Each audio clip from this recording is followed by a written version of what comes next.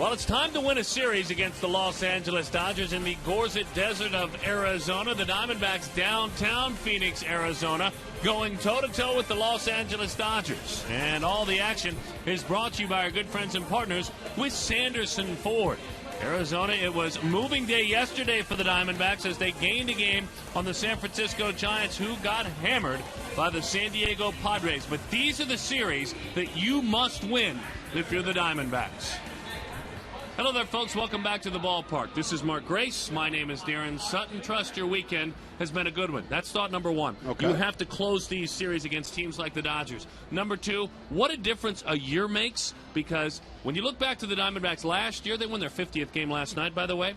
They won their 50th game last year on August 26th. Oh, man, the Diamondbacks have been such a breath of fresh air. Really, I think they're one of the better stories in all of baseball. This team was 32 games under 500 last year. They are now fighting with the San Francisco Giants for first place in the West, and it's been a lot of fun, Darren. Xavier Nady, Brandon Allen now share first base, and it's been, speaking of breath of fresh air, fun to see so far this weekend. Early returns, both hitting big three-run homers. Needed, though, for Arizona. They'll keep looking if those numbers are there, because it's been an offensive black hole at first this year. Yeah, Juan Miranda, unfortunately, it just didn't work out up here so far for Juan Miranda. But Brandon Allen, he comes in and hits a bomb out to right field. That was kind of home run derby-esque, wasn't it, there? And then, of course, Xavier Nady, he's going to get a few more looks as well, a few more consistent looks. And I think if you give Brandon Allen and Xavier Nady some consistent looks, you're going to get some production at first base. Nady is in the lineup in the ball game this afternoon. Certainly glad to have you with us. The Dodgers, a series you must win if you want to be in this race. Trying to climb that ladder. Respectability. Everyone keeps waiting for Arizona to drop out. They keep saying, we're not going anywhere. If that's the case, you win today.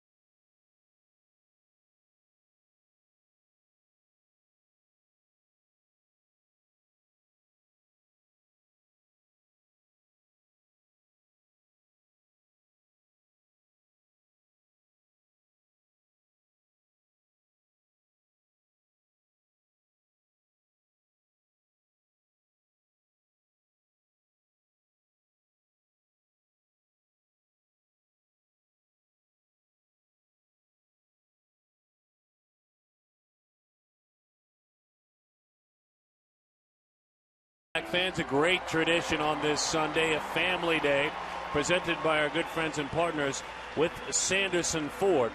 Arizona also, mainly their fans, the Diamondbacks have their own business to take care of. Arizona keeps an eye on San Francisco at San Diego. That'll get underway here in a bit. That is Matt Cain on the mound. He's 8-5 against Matt Latos, who is 5-10. Latos has had a certainly disappointing year, so an interesting matchup to talk about. The San Diego Padres going toe-to-toe with the San Francisco Giants. One of the great moments on this Sunday, and every Sunday, when you see the youngsters come out. On this Sunday, also, folks rising out of their seats, honoring America. And Ayanna Haver will sing our national anthem today. And on this Sunday, certainly glad that you have opened your home to us. And also hope that you will have a great and safe rest of the weekend. And now our national anthem here at the ballpark.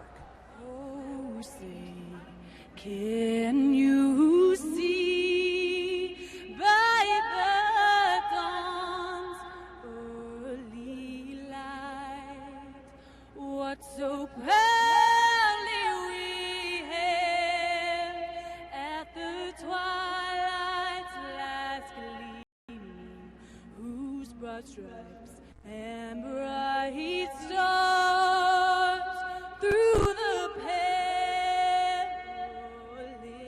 fight o'er the ramparts we watched were so gallantly streaming, and the rockets round glare, the bombs bursting in air, gave proof through the night that our flag was still there.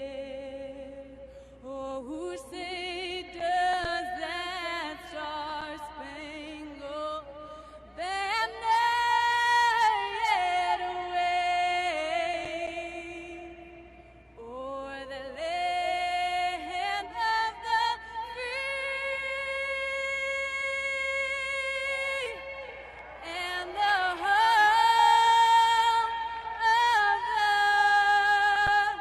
the brave?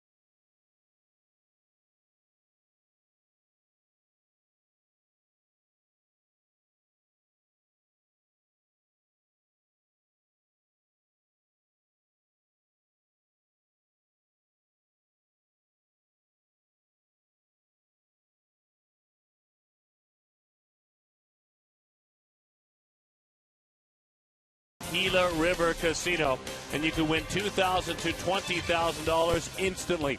Jack in the Box for a limited time. Jack's really big chicken sandwich combo. It's back, and it's only $3.99 plus tax at participating restaurants. Southwest Airlines new Rapid Rewards. Unlimited reward seats with no blackout dates. Can't have those. Well, it's been fun to watch these two, meaning Don Mattingly and Kirk Gibson, work as managers against one another, because when you're in your 40s, like a lot of baseball fans certainly are watching today, you remember these guys as really solid baseball players, matching wits now as managers. Let's play baseball on this Sunday. Tony Gwynn Jr. takes a fastball over the outside corner. We are underway.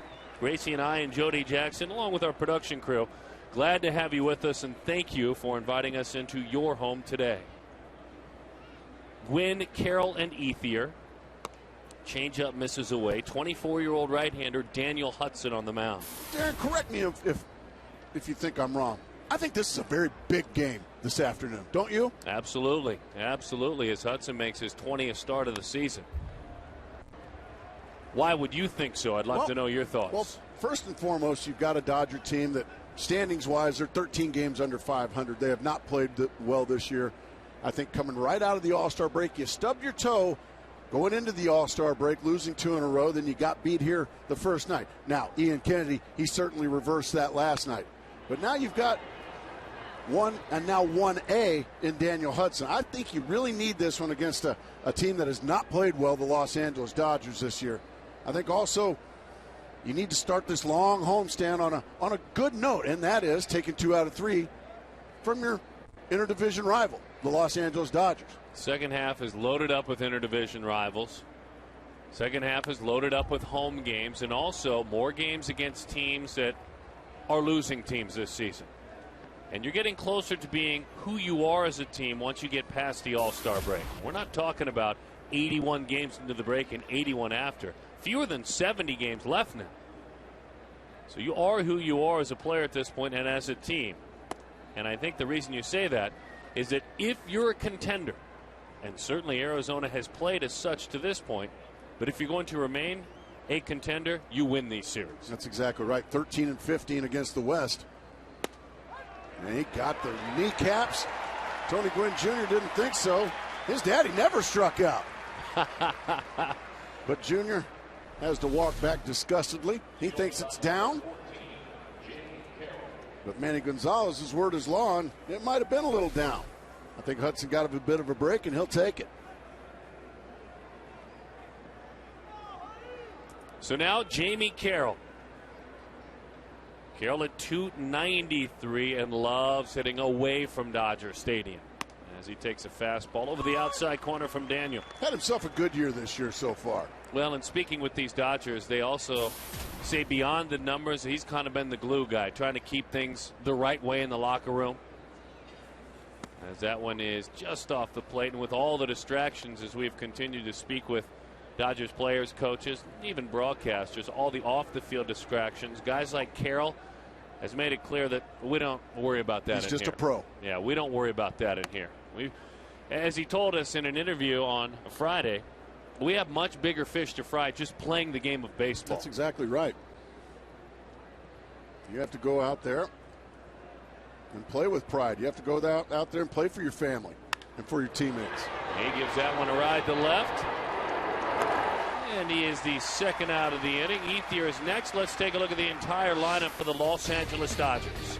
Matt Kemp is behind Ethier. Aaron Miles, similar style player to that of Carroll.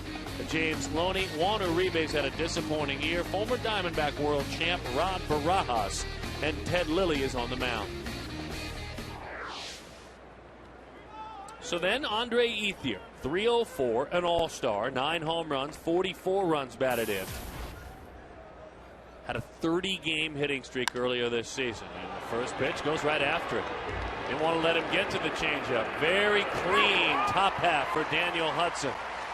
Ted Lilly gets ready to go to work for the Los Angeles Dodgers.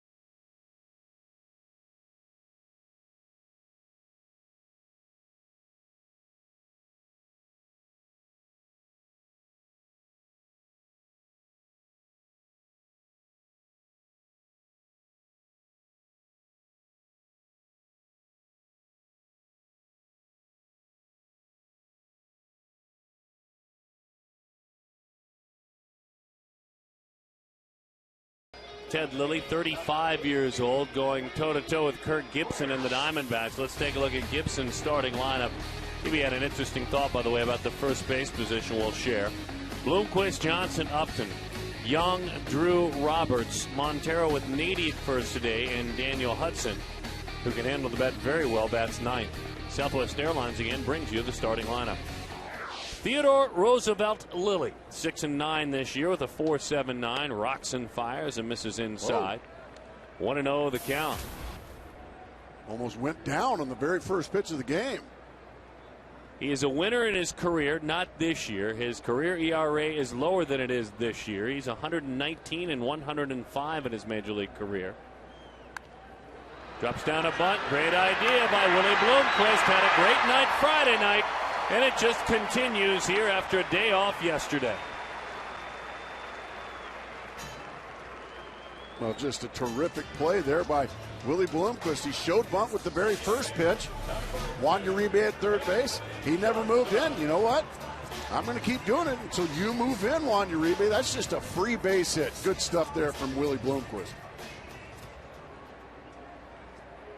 A team that remained over the last couple of years in the bottom of the National League and in baseball in bunt base hits. Just something to get it going. Bloomquist was only 1 of 7 coming in against Ted Lilly. Kelly Johnson takes right down the middle at the belt. 0-1 the count to Kelly. 16 home runs, 42 batted in, just 1 hit in the series. 1 of 7. Now, Willie has 10 stolen bases. This is significant because you can steal bases against Ted Lilly, even though he's a left-hander. Breaking ball stayed high. Quickly, the numbers: 21 stolen bases against Lilly this year, 2 thrown out. Man, I just never understood how a major league left-handed pitcher, how they should all have good moves to first base. It should be something you should practice, and if you don't have a good move, get yourself one. Work on it. Work on holding runners. Such an advantage left-handed pitching-wise to hold runners on base. He does the best he can do anyway to shoot it over. You bet. I mean, a huge difference you can make in the ball game. You can frustrate a running game. But if we certainly up here have numbers that any of you can look up at home, don't you know it's been discussed in the scouting meetings? So we anticipate early on. Kelly broke his bat. Runner not going, so it is. And they just get the lead runner. Wasn't hit hard enough. Bloomquist went in hard. Looks like Aaron Miles and Jamie Carroll not real happy with Willie Bloomquist. Let's see what happens. There's absolutely nothing wrong with that. I don't think that was it at all. I think they're just surprised they didn't get that double play turn because Kelly Johnson was getting down the line. I don't know that I can ever think of a moment when Willie Bloomquist, not a single moment, didn't run hard and play hard. And they'll be just fine. They play the same way. That's the funny thing about it. They couldn't have been upset with Willie. There was absolutely nothing wrong with that slide at all. That was clean. That was one of Willie's nicer slides, actually. Yeah, you bet. You bet. 1 out, runner at first now, and Kelly's a candidate to go too. He's got 8 stolen bases. Justin hitless in his last 11 at bats with 5 strikeouts. Last night, Hiroki Kuroda kind of crawled into his head a bit. He and Chris Young both. When they were looking for breaking balls, they got fastballs. And when they thought it might be a fastball count, they got breaking balls. Well, that's what happens. If you're going to be a guess hitter, well, you're going to have nights where you guess wrong. And you're going to have pitchers that just confound you, like you said. He made one mistake last night, really. It was to Brandon Allen. He pitched a great game. And the rumor mill has it that the man that pitched so effectively last night might not pitch another game for the Dodgers. Really? The rumor mill has Kuroda on the move with no specific destination, more from the Dodgers' perspective. They are looking very hard right now to move and obviously make their franchise better, save a little money. Hiroki Kuroda. He'd make any team better. He'd be a big help to some contender, no question. Changeup is low.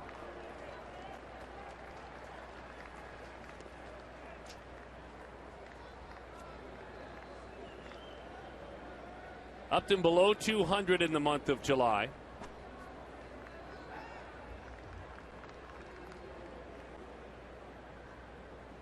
And something about these Dodgers lately, they have confounded the All-Star. Changeup just at the bottom of the knees, 1-1 the count. Well, if anything, Lilly right now is not necessarily showing any kind of a move. He's just becoming much more deliberate with the runner on. Exactly. Maybe. And that's part of holding runners on. I was going to say, maybe that's it.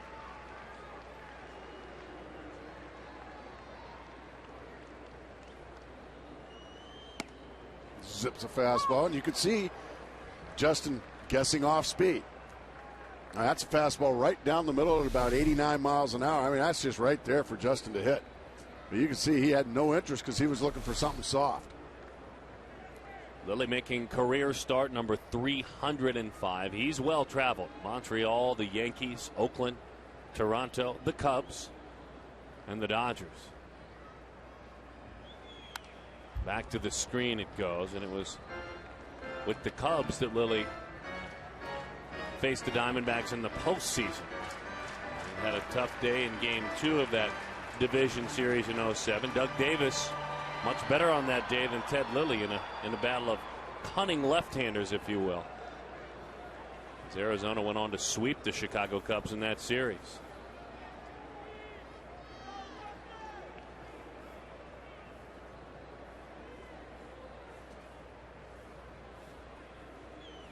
Breaking ball on a backhand. Wow, Uribe.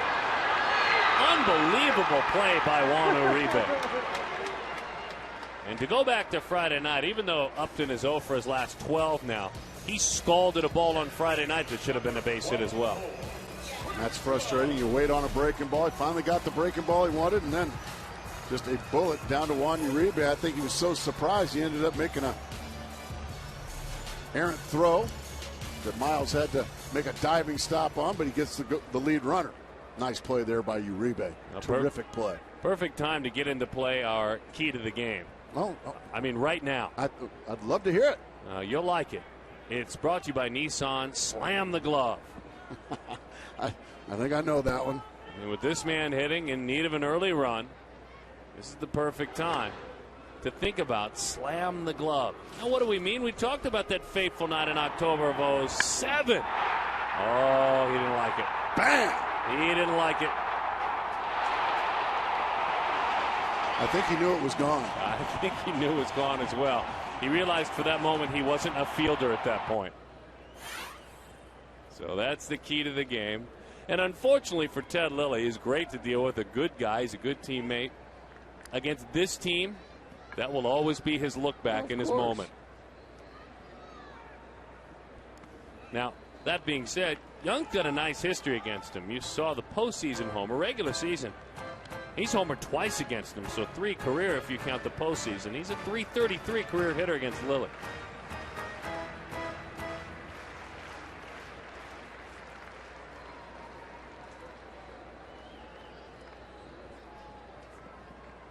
One and 0 the count to CY. Now, he is hitless in this series as well. 0 for 7 with 4 strikeouts.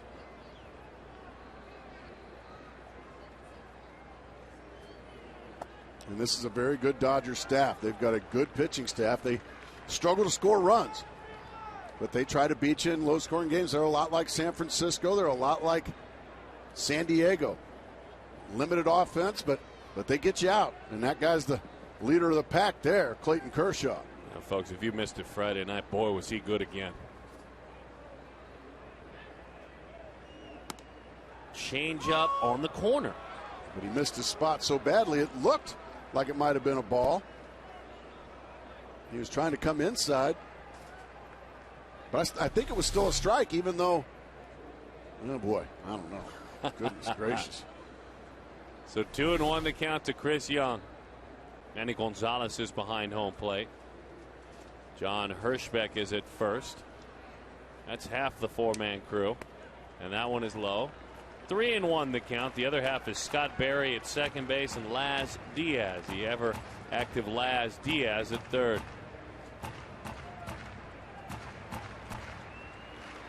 Member of the Cuban Baseball Hall of Fame, Laz Diaz. Born in Miami, but of Cuban descent. A very good man and a very good umpire. These umpires are so involved, too, philanthropically. We don't talk about that enough. Their charitable work. 3-1 the count. Out front, popped it up, and into the seats it goes. Let's take a look defensively. Now it bounced down below for a souvenir. Tony Gwynn, Matt Kemp, Andre Ethier. That's a good outfield. A lot of ground covered. Uribe, Carroll, Miles, Loney. Loney, the anchor at first base amongst all those defenders, and Rod Barajas. And Rafael Furcal watching. He's had to do that a lot the last couple of years, unfortunately. A very talented shortstop, just having trouble getting on the field as Chris Young strikes out to end the inning.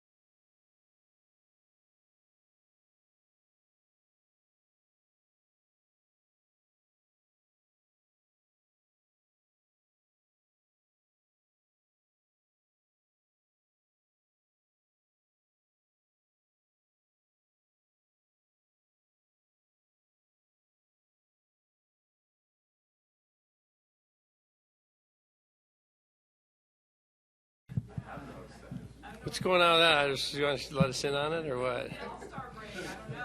You guys are tight. Keep an eye on it today. You seriously watch it. I try to miss as little as I can. So inquiring minds want to know what's going on as we move on. Matt Kemp to lead it off. Kemp will be followed by Aaron Miles and James Loney. But when the boss is asking about it, Jody Jackson, I mean when the skipper is mentioning it, and that is his opening line of a press conference. I mean, I've been gone a couple of days. Is there something you want to tell us, Jody? You know, guys, I've known Baxter a long time, and just he's been really animated. You know, he's hanging around when I'm down here doing that first hit before the game, and I don't know. I've been thinking about it. All-Star break, I was out at a bunch of events, and a lot of other mascots were around. I was hanging out with Bernie the Brewer a little bit, the Fanatic, and maybe he's jealous. I don't know, but he's definitely it's been fun, but he's definitely paying a little more attention to me right now. I'd say he's courting you. He's opening up his shirt, and he's shaking his tail at you. Swing and a miss. That doesn't look like jealousy to me. That looks like the count. That looks more like, well, lust. He's always been my favorite. You may remember last year on the Kiss Cam, there was the kiss, too. So, I mean, there's no question. Baxter's my favorite. Wow. Well, that's great. And Kirk Gibson is the one who gets to the bottom of it. I didn't know he was watching so closely, but I'm glad we can entertain pregame. Well, Kirk Gibson's kind of like, that reality show where they find folks that have fallen for one another. Gibby's got the cameras, comes out from behind the curtain. We caught you. Man. Swing and a miss. Kemp goes down on strikes. Now, Kemp, how big has his series been, folks? He's got 3 hits. He's got 2 homers as well. And he just got The old high hard one right past him, letter high. Daniel Hudson, if you chase that pitch up around the letters, you're going to come up empty just about every time. And Gibson saying before the game with regard to Hudson that is part of his arsenal, but his arsenal is getting deeper. There are more things he can do. He can now pitch more to contact. The slider's in play more than ever.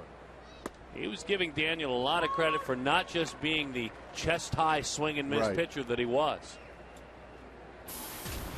And he also mentioned that he thought there'd be a little bit of an edge to Hudson today.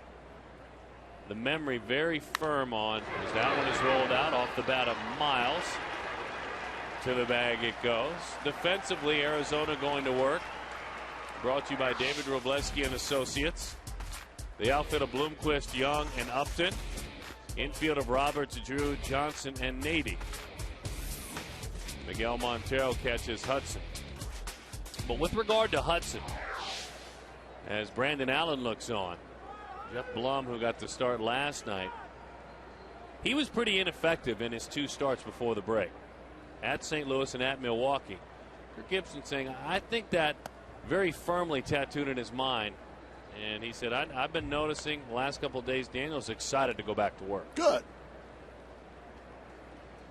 A lot of guys that All-Star break comes at a good time. You get a little new lease on life. You get to charge your batteries a little bit. And sometimes Daniel Hudson, he pitches angry, and I think that's a good thing for Daniel. He pitches angry. And sometimes, recharge that anger a little bit after the All-Star break. High pop so far, very effective. James Looney, usually a Diamondback killer, is erased pretty easily. So far, so good for Daniel.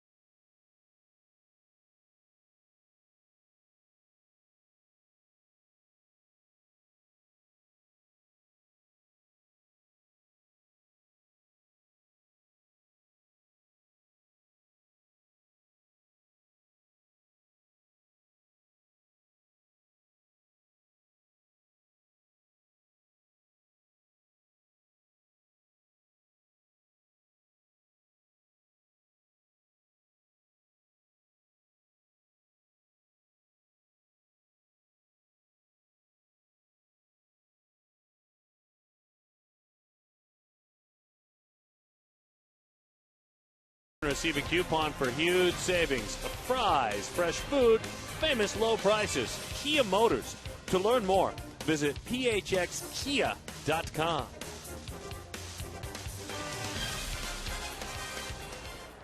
Stephen Drew to lead things off. Ryan Roberts right behind him, and then Miguel Montero for Arizona. Daniel Hudson to this point has done his part. Now let's see if the offense can respond against Lilly. Lilly pitched before the break, managed just 5 innings in an outing. Gave up 1 run against the San Diego Padres and won it 4-1.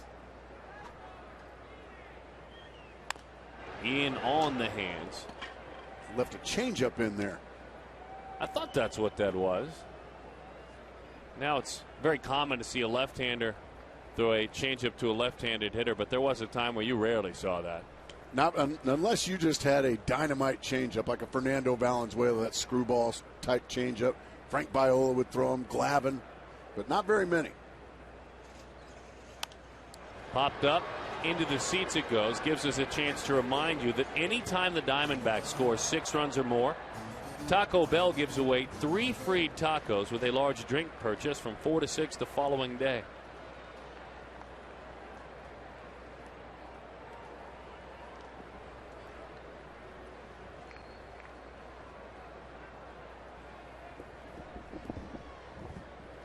Over the top, off-speed pitch. Looked like he threw him another changeup. Drew goes down on strikes. So Steven, 4 of 18 against the Dodgers this year. A team that he has dominated throughout his career. He is a career .300 hitter against LA. He did. He just pulled the string, had him way out front. Here's Ryan Roberts. Where do you start with Roberts? You can talk about the last couple of games because they've been very good ones. How about the last 9 games for Roberts? As that one is over the inside corner. In his last 9, he's got 7 hits. He's got 3 walks. That's a .476 on base. He's just been right in the middle of it again. Like he has all of the first half.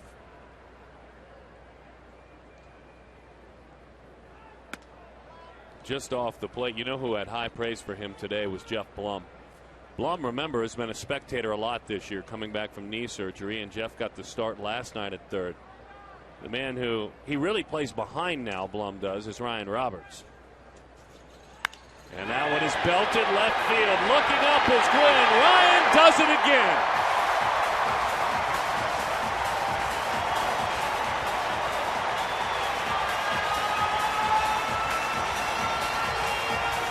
And Blum said, and I quote, "Who would have thought this young man would play just about every day, let alone have double-digit home runs?"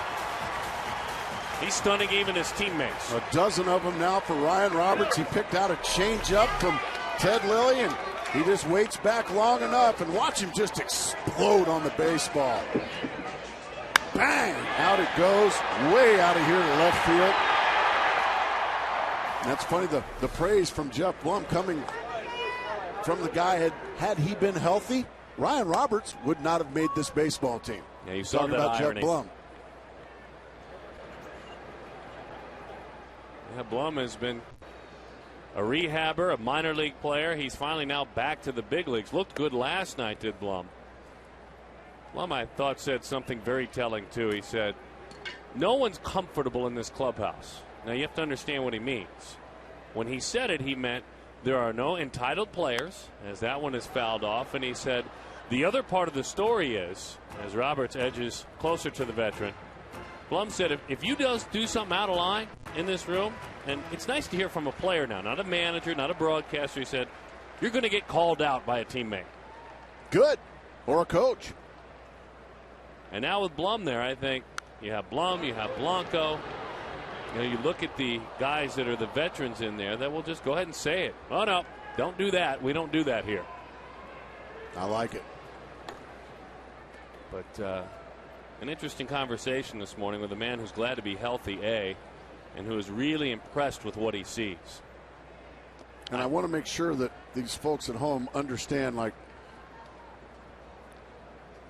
we're not trying to paint a picture that that clubhouse is a no fun allowed clubhouse.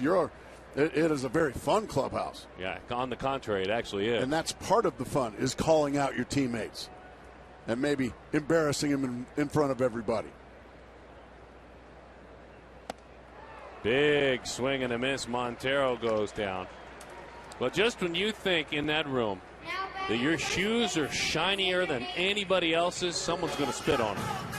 How about that? Put it that way. Just when you think that you're just a little bit better than somebody else, that just doesn't seem very nice. Someone will remind you that we're all a team here. I like it. I mean, you remember, and it was all in good fun, and they were putting it out there, and fans were getting excited as Nady takes a strike when the Tatman shirts came out in Houston. And as they came out, Ryan wore his Tatman shirt. I don't know if that's right or wrong, but he did. And at the same time, ex-Nady got a plain white undershirt, plain old-fashioned Fruit of the Loom shirt. And he made his own with a big marker, X-Man, and wore it around the locker room. That's the story. That's the kind of thing we're talking about. It's one of those where, Ryan Roberts meant no harm by it. I think Ryan Roberts was very proud that someone took the time to make that shirt for him. And, well, I think Xavier Nady thought it was maybe a little too much self-promotion. So Xavier Nady decided to self-promote himself. X-Man. 0-2 the count. But you're talking about two great guys that get along very well. They're very good friends. It's just some fun-loving ribbing. Big swing and a miss. He struck out the side, but in the middle of it all, and I'm not sure what T-shirt he's wearing. You know what? It doesn't matter. Ryan Roberts, a.k.a. Catman, hit another one out.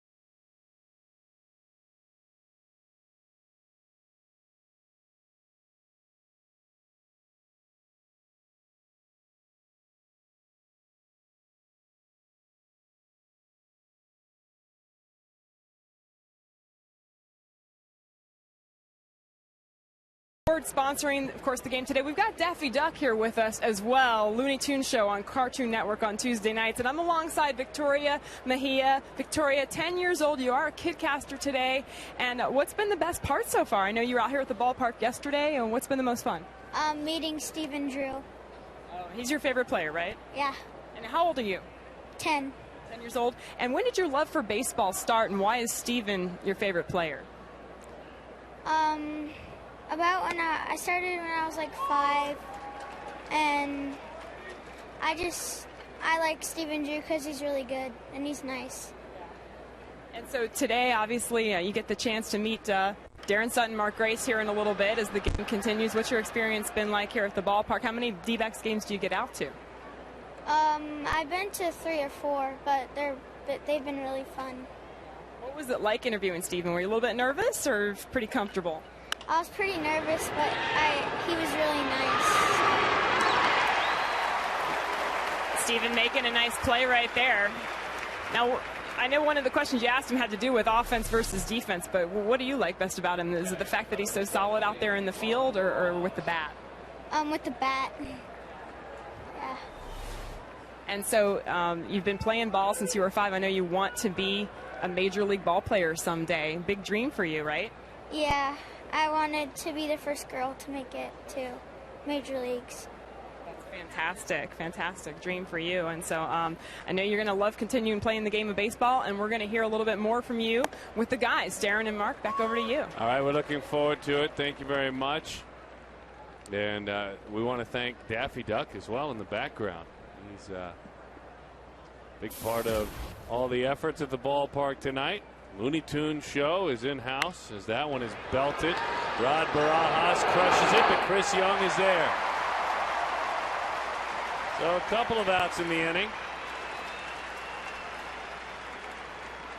What's the Looney Tunes show? Well, it airs Tuesday nights at 8 p.m. on Cartoon Network. That's what it is. Oh, okay. I'd pass that along with all the original characters that, we knew. Bugs Bunny and Daffy Duck. It's a classic. Wile E. Coyote. It's a Roadrunner. classic. I like it. Bugs and Daffy, they're the main characters, I'm told. But, all the Looney Tunes universe will appear. And there's Baxter again, mugging for extra attention. He seems to be self-promoting. X-Nady's not going to like that. That one is low.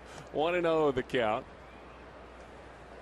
Yeah, X-Nady not into that, or maybe I think open flirting with on-air hosts as well, as Baxter's been doing. And in time for the out. Oh, you heard Victoria a moment ago. Victoria has done a great job. We'll hear her as a broadcaster in a bit, but let's get her started. Let's throw her to the Wolves where, her first assignment, do an interview with one of the quietest guys in the game. Victoria, interview Stephen Drew. What's more fun, turning a double play or hitting a home run? Well, I'd say hitting a home run. It's pretty hard to do. You don't get to do it very often. So when you do it, it's a good feeling. You've done everything right. So I would say a home run. Would you ever want to be an umpire for a day? Probably not. I don't want to be in their shoes. It's it's a tough job too, as well as as playing baseball. But sometimes players get a little mad at them when they think they make the wrong call. So it'd be tough. Players move from team to team these days. Would you want to play for the D-backs the rest of your career? It would be nice. It's just like you said, that question.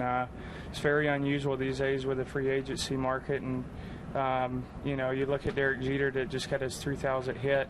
He's done it with one team. It's pretty special. So it would be pretty neat to finish out my career here.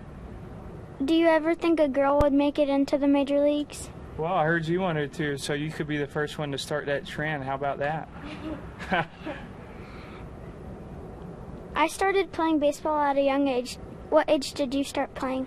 I started playing baseball when I would say 5 in T-ball. That's where I started and been playing it ever since. Me too. I tell you, we welcome you back to the ballpark, our KidCaster. It's brought to you by Sanderson Ford and Lincoln Mercury, too, the pride of Horizon Community Learning Center.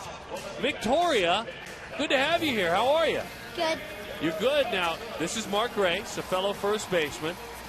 How are you, Doll? Now, Gracie and I were busy listening to your interview with Jody Jackson.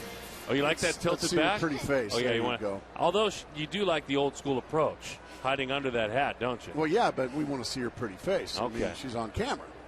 As Daniel Hudson will lead it off. So I think my question for you is about playing ball. Should you reach your goal and be the first major leaguer of the female side, of the female persuasion, would you want to play some first base like he does? Yeah. Now tell us why you like that position of first base. Girl. Because you usually get all the action. So. You get all the action over there? Yeah. And you like to pitch as well? Yeah. Okay. Well, Gracie, come on now. Well, she likes to do both. You've done both in the major leagues. Wow. Comic relief on the mound is basically what it was. Throwing 65 miles an hour. Inside corner, that's strike 3. Now, your favorite other team is who? The Red Sox. Why? I don't know. I just like them.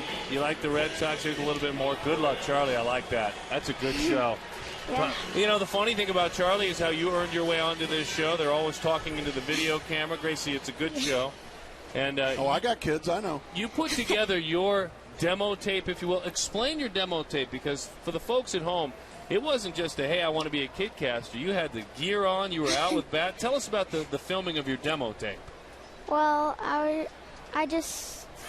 my brother did it with his video camera. So. Okay. It was just really about, like, I wanted to be a KidCaster, and Okay. Now tell us about your buddies. Are any of your buddies watching right now? Any of your friends? Yeah, my aunts, and my cousins, and my dad, and They're all watching on TV, or some of them here? Some of them are here. Okay, and who's watching on TV right now that you really want to butter up? Probably my dad or my grandpa. I don't know. Yeah, awesome. you got to butter them up. Exactly. That's smart. That's wonderful. Our kidcaster Victoria Mejia is joining us. Maybe you can stay up an extra hour later tonight because of that. What do you think? Now, what team do you play on? Tell us about your song. You play softball or baseball? Baseball. Okay, tell us about your baseball. Well, I know she has a Diamondbacks jersey on. What team did you play for this past season? Red Sox. You did? Yeah. All right. And the guys on the team, is there a lot of gals, or is it man? Are you I'm the only girl, and I was the only girl in that league. in the whole league? The whole league? Well, the minors division. Just Wow. I like that. That's kind of big league. You have to be very proud of that. As you know, a lot of folks have been watching over the last few weeks the Women's World Cup and the female athletes. You have to be proud to be representing. And now, how did the guys treat you? some of them were good. Some of them. Now, I have a message for all of you that weren't in just a second. 1 and 2 the count on Willie Bloomquist. That one is to the right side, using the big part of the ballpark. Andre Ethium. Now that's a nice play. He hauls that one in. All right, quick message if we could see the camera here. And for all of you guys that were not, she's sitting here and you're not. So if you weren't, treating her like a teammate, she's sitting here and you're not. What do you think of that, Grace? I think that is very well said, and you deserve to be here. And if you're not nice to her, well, Darren and I will find you. See? Well, that's great, Victoria. Now, hitting. Yeah. I mean, you right-handed hitter, left-handed hitter? Right. Okay. And what was your highlight of the season? Did you guys win some games, by the way? Yeah, we won the championships. Ah, congratulations. Thank you. And did you start? I mean, did you play most every game? Yeah. Wow. Mostly. That one is swung right through. So what was your favorite moment of the whole year outside of winning the championship? Did you get some big hits? Yeah. Homers? Doubles? Yeah. Nice. Very, very good. 1-1 the count. You nervous, by the way? No. No? Okay. That one is swung right through. 1-2 the count. You ever been to Seattle? Yeah. Yeah? We just got back, kind of, yeah. All right. And what'd you do up there? Mostly everything. Did you go see the Mariners play? No, they weren't there. Did you go to that place where they throw the fish? Yeah. Did you go over there? They've never dropped a fish. Pikes Place Market. I love it. Victoria, thank you for Good coming work, up. lady. You're a kidcaster. Gracie's waiting on a fist. She told you better be nice to her. She's up here, and you're not.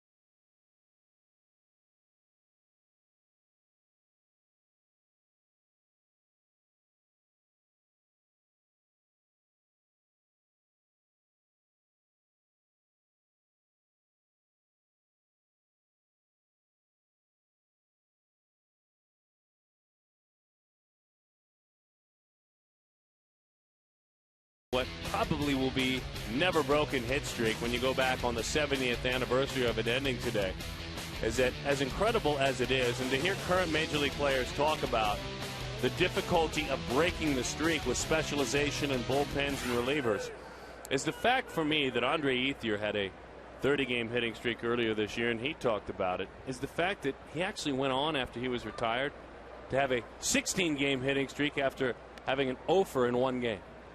That's just how difficult it is to do. And Gracie hit in 72 of 73. It's unbelievable. That's 2.5 months of hitting. Win, good idea. There's no one really there to cover the bag. It was just such a beautiful bunt that Johnson was late in getting there. And that's one of those, got to tip your cap. I mean, there's nothing else you can do.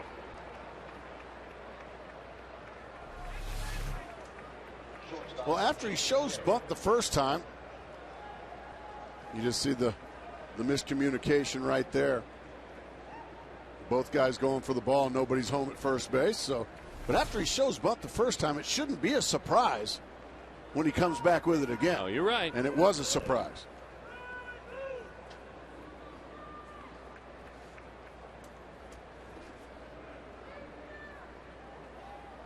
Here's Jamie Carroll.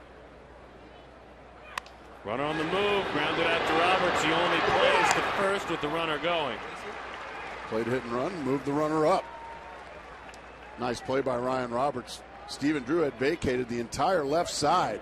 Was wide open, but fortunately for the Diamondbacks, Jamie Carroll hit it right at Ryan Roberts, or it would be first and third and nobody out. Good play by Roberts. So now Andre Ethier with a runner in scoring position, and Arizona leading it 1-0 thanks to Ryan Roberts in the home run. Ethier flied to left back in the first inning.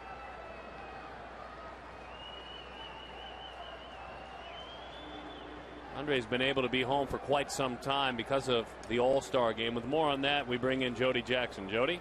Well, yeah, Darren, I talked to Andre before today's game, and he said, you know, he loves being at home. He loves being able to check on his house here, visit with his parents. His dad and his two sons were able to sit on the field for the home run derby. He said that was an experience he will never forget. He said as much as last year's All-Star game being his first will be memorable in Anaheim, this one was unbelievable. He used to drive by, a native of Phoenix. You know, when he was a kid, he saw this stadium being built, and so not only to just play here, but now then to play in an All-Star game here and be part of the festivities, really a dream come true for him. He also got a base hit and drove in a run for the National League. Yeah, he really has made it quite an experience, and he's had a very nice career, the young man out of St. Mary's and out of Arizona State. In his 87 games against the Diamondbacks in his career, he's got 105 hits. He's got a .329 batting average against Arizona. And the best is yet to come for Andre Ethier, so he hopes. Inside. 3-0 the count to Ethier with Matt Kemp waiting on deck. I would imagine with Matt Kemp waiting on deck, Andre Ethier will probably have the take sign, but like I said, this day and age, that kind of philosophy doesn't really play anymore. He's swinging, he fouled it back. There you go. It's interesting when you talk about Ethier on the biographical side. A lot of people forget he was signed by the A's. I mean, this was an A's draft pick, Andre Ethier. And in a trade that sent him to the Dodgers, Milton Bradley went to the A's. Pretty good get. Yeah. Lost a piece of his back there. So change up. Good pitch. Really good pitch, because you can see Ethier was coming unglued on that one. 3-2 the count. Ethier since June the 1st hitting just 158 with runners in scoring position. So the timely hits have been not quite as prevalent. So we threw him a changeup on 3-2, which means he'll throw him just about anything. Let's see.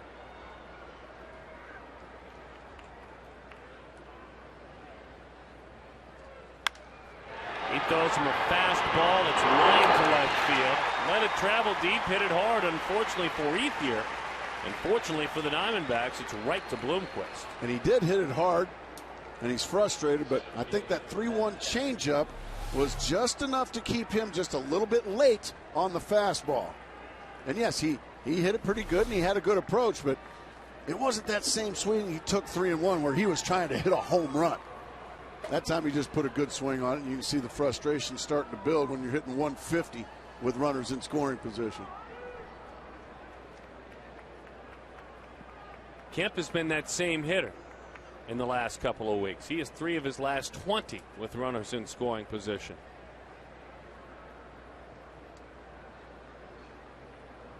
Power, speed, production, it's all there for Kemp.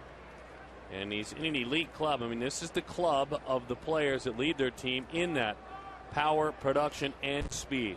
Those are 3 really good baseball players. Asdrubal Cabrera, Andrew McCutchen, both all-stars, too.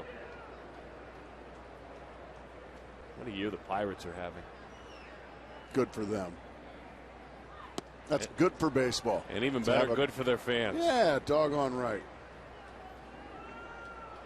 2-0 the count to Kemp.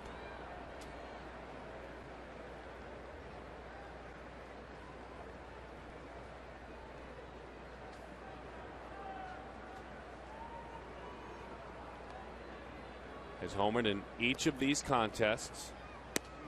Good change up there, 2-0.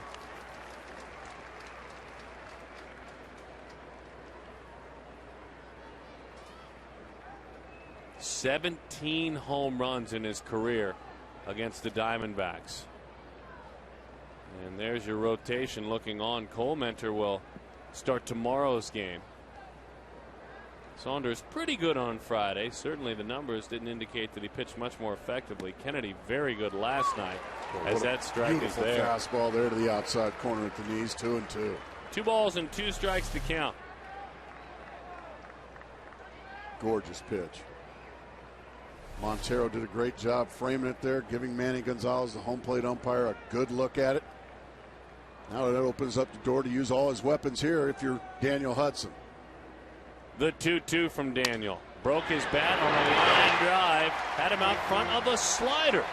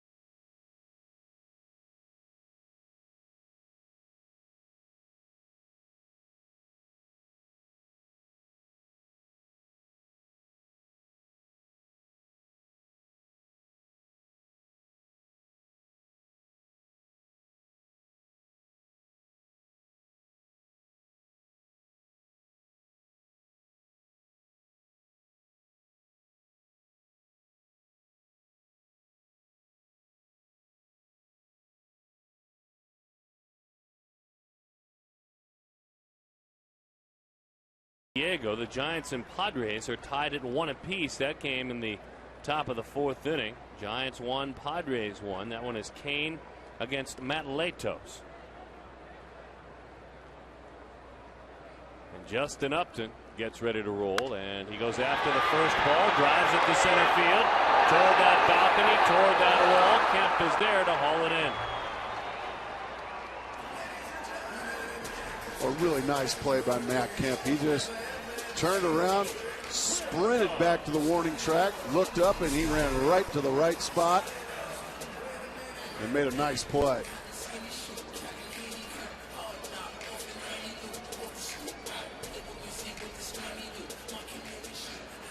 So now Chris Young. Young struck out in the first inning. So 6 of 19 with 2 homers in his career against Ted Lilly.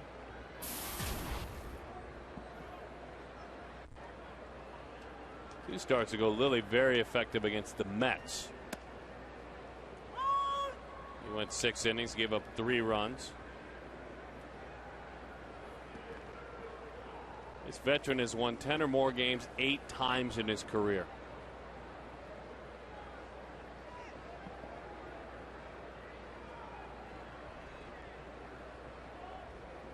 Pitch is low to Young. What is his MO? Is he just stubborn as the day is long when he's right? I think so. But stubborn to the point where he believes in his stuff.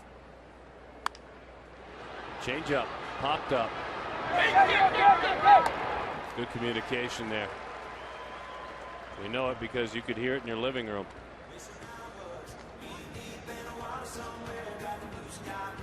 A couple of quick outs. As a matter of fact, you can talk about 8 pretty quick outs going back to the home run by Ryan Roberts.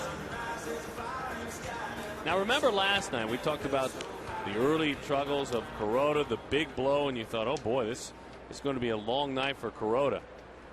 Well, Kuroda, no, it wasn't. Kuroda and the rest of the staff didn't give up anything.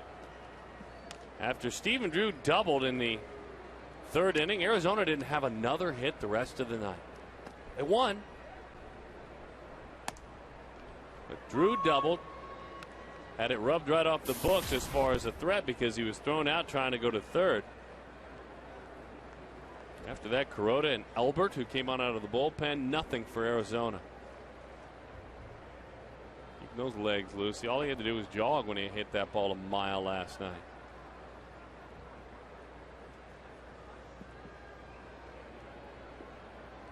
Nervous energy. 0-1 the count. Almost threw that one sidearm. 1 ball and 1 strike.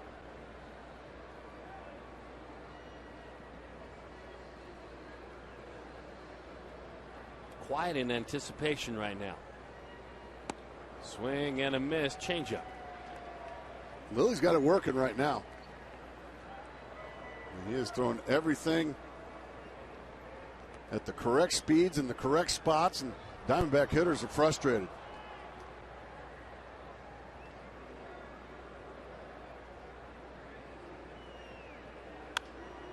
Stevens spoiled a fastball up and away. Our CenturyLink high-speed internet, high-speed pitch.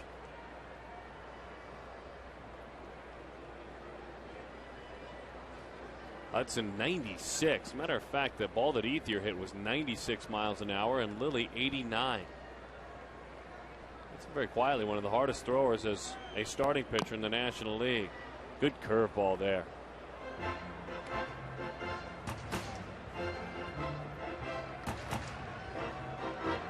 Well traveled, as we mentioned, in some interesting trades. Talking about Lilly, he began as a member of the Dodgers. He was traded from the Dodgers to the Expos in a Mark Grizzolonic deal that had 6 players in it. He was traded to the Yankees after that. As the 1-2 is over the outside corner. Drew goes down on strikes. He told our kidcaster he'd never want to switch places and be an umpire.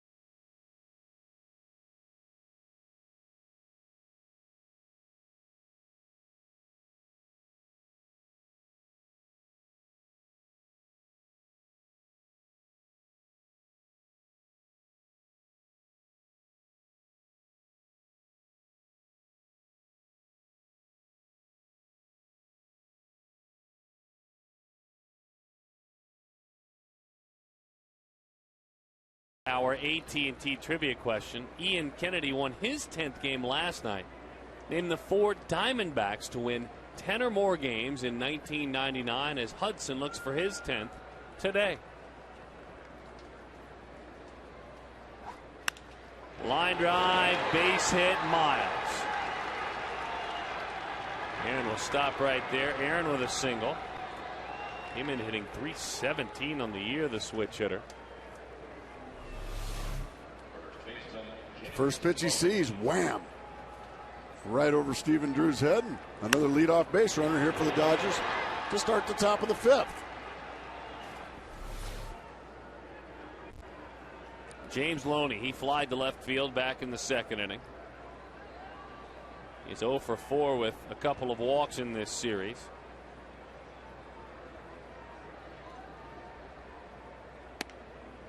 Started off very slowly this season, Loney did. In his last 2 months worth of games, hitting just a tick under 300. 297 in that time.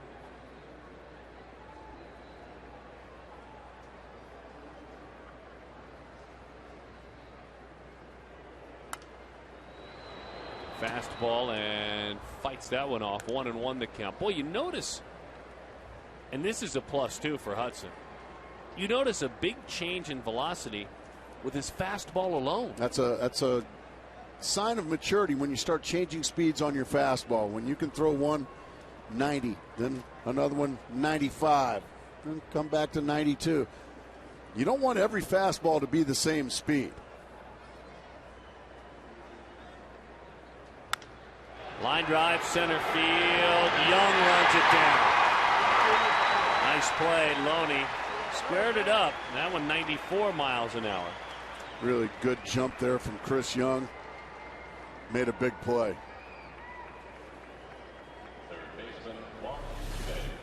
You can see Chris Young immediately on the crack of the bat on a full sprint in. That's one big out.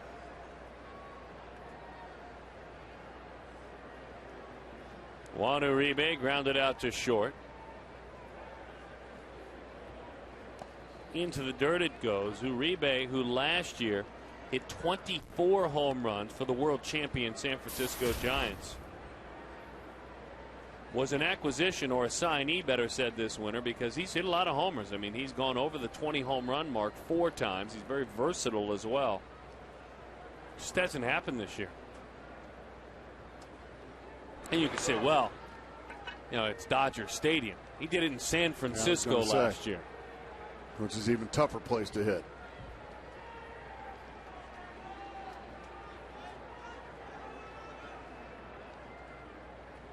There's that season overall.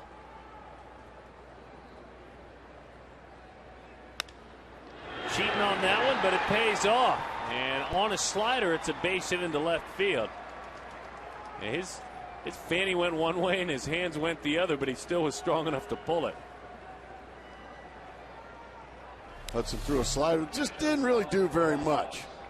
He was able to get the barrel of the bat right on it. Now a big hitter right here in Rod Barajas. Barajas, he can hit some home runs now. You give him something in the middle of the plate, he can turn on it and hit it a long ways.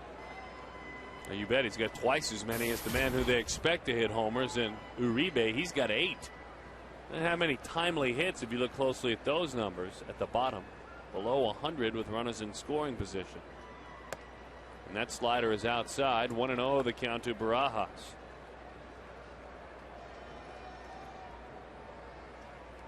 Daniel not flustered when he has ducks on the pond, but then again, he's kind of the same pitcher statistically anyway. Bases clean or runners out there. Not about 250 is what opponents hit against him. Wow, what a pitch. Right at the thighs. And that was almost a get off me ball type of swing.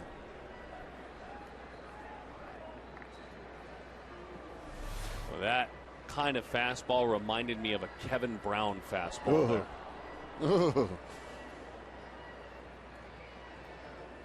Swing and a miss. Went reared back just to a 4-seamer right by him. 1-2 the count.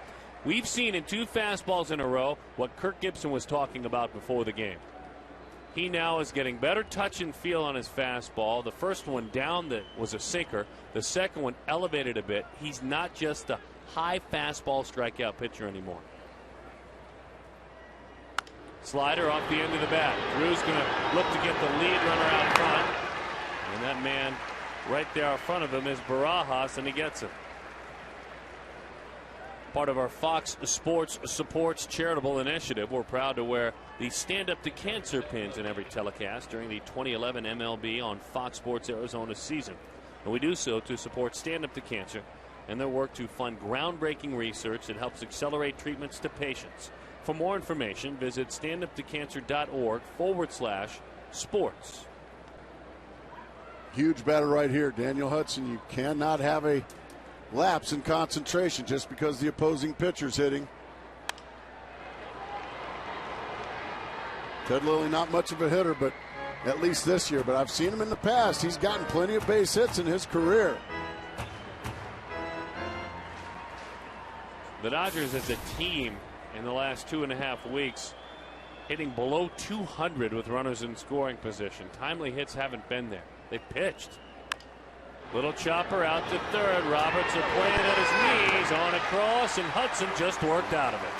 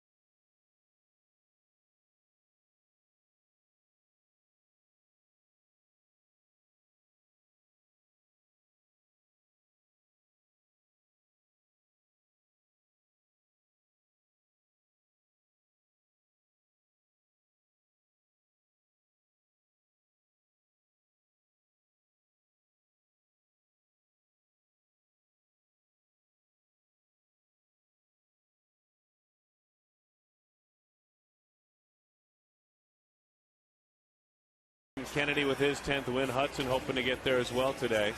Randy, Omar Dahl, Andy Benes, and Armando Reynoso.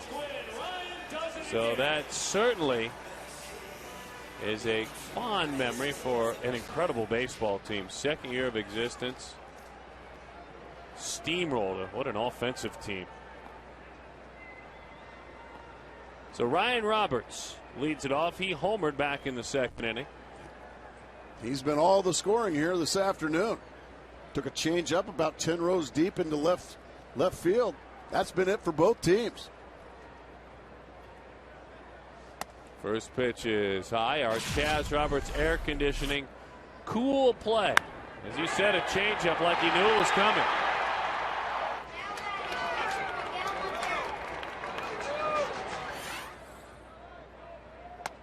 Fastball just missed the inside corner. 2-0 the count.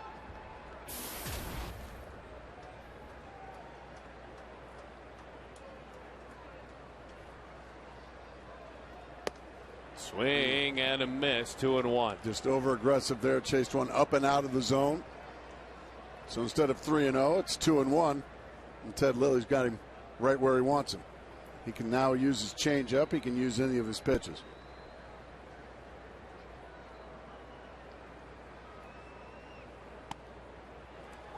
And what a difference that makes. 2-1 versus 3-0. Now you can have that catcher sit inside and instead of have to sit down the middle.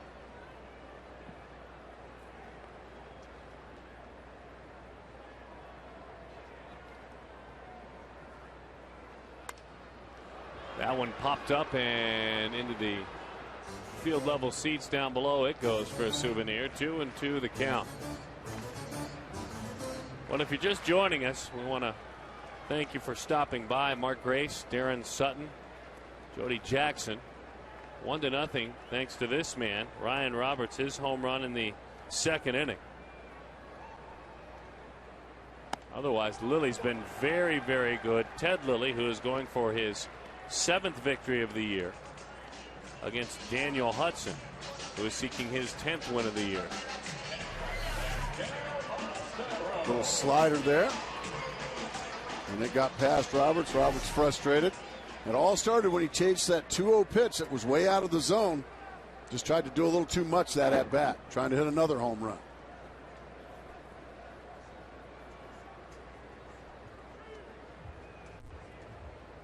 Miguel Montero hops that one up. Back of third. Shortstop coming over to help out. Uribe is Carroll. No need. He puts it away. And I know a lot of you joining us flipping on down the dial as the Women's World Cup has wrapped up. It was an incredible run for the United States, but it ended in heartbreak today as they lost to Japan. It was a 2-2 tie. To penalty kicks it went, and they lost in penalty kicks. Oh, what a shame. Very proud of the run they went on, and the Japanese team a couple of times down with big goals to tie the game up. And you know what? If you're going to lose, go ahead and lose to a country that's been through what the Japanese have been through. So good for the Japanese team. But you know what? I would have liked to have seen a different result. It was an amazing World Cup final. 1-0 the count. The United States women, thanks for the run that you brought this country on. A lot of young female athletes and young male athletes looked up to you and watched your exploits. Swing and a miss, 1-1 the count. We know throughout the state of Arizona the thousands and thousands of youngsters that play the sport of soccer.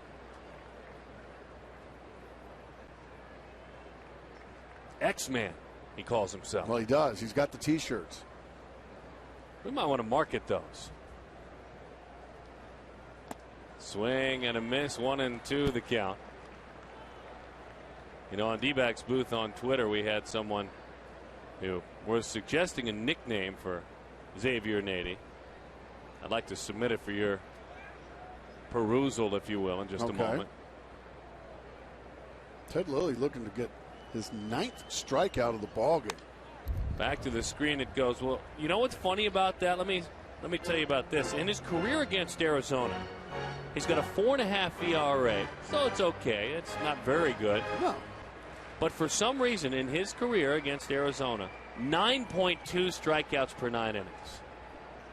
That's 2 strikeouts better than his career average. Well, you're also talking about some teams in the past that struck out at a record pace. I understand. I understand. But this isn't one of those teams, and he's striking them out again today. So Chris Bruner thinks the nickname for Xavier Nady on D-Backs booth on Twitter should be Professor X.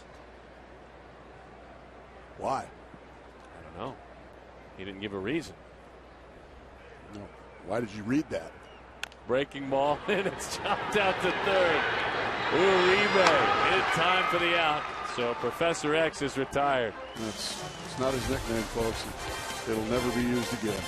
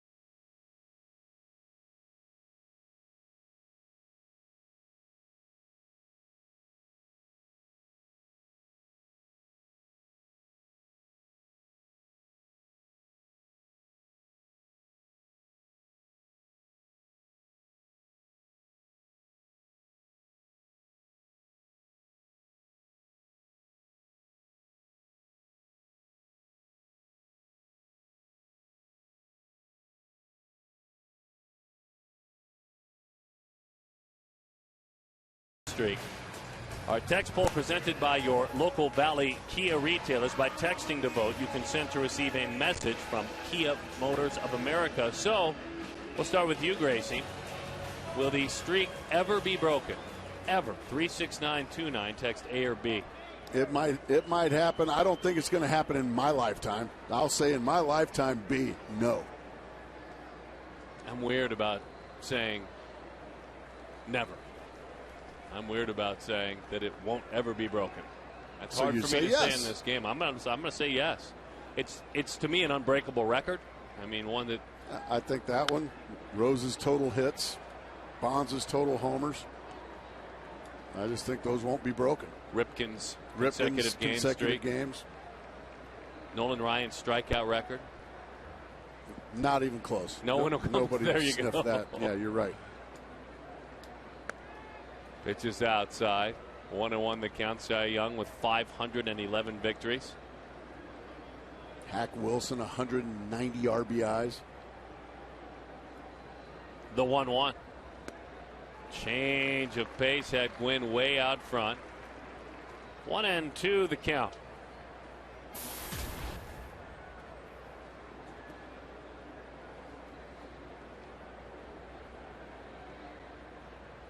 Singled in the fourth inning on a bunt and struck out looking in the first inning on a fastball that looked low. Outside.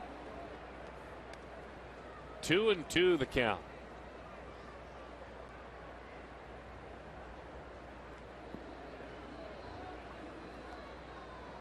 Hudson very human in St. Louis and in Milwaukee on the last road trip. 9 total runs allowed in 9 innings. That one is popped up to Ryan Roberts. Kirk Gibson explains how he takes that edge with him through the All-Star break and to the mound. He's pretty firm in his step, Daniel Hudson.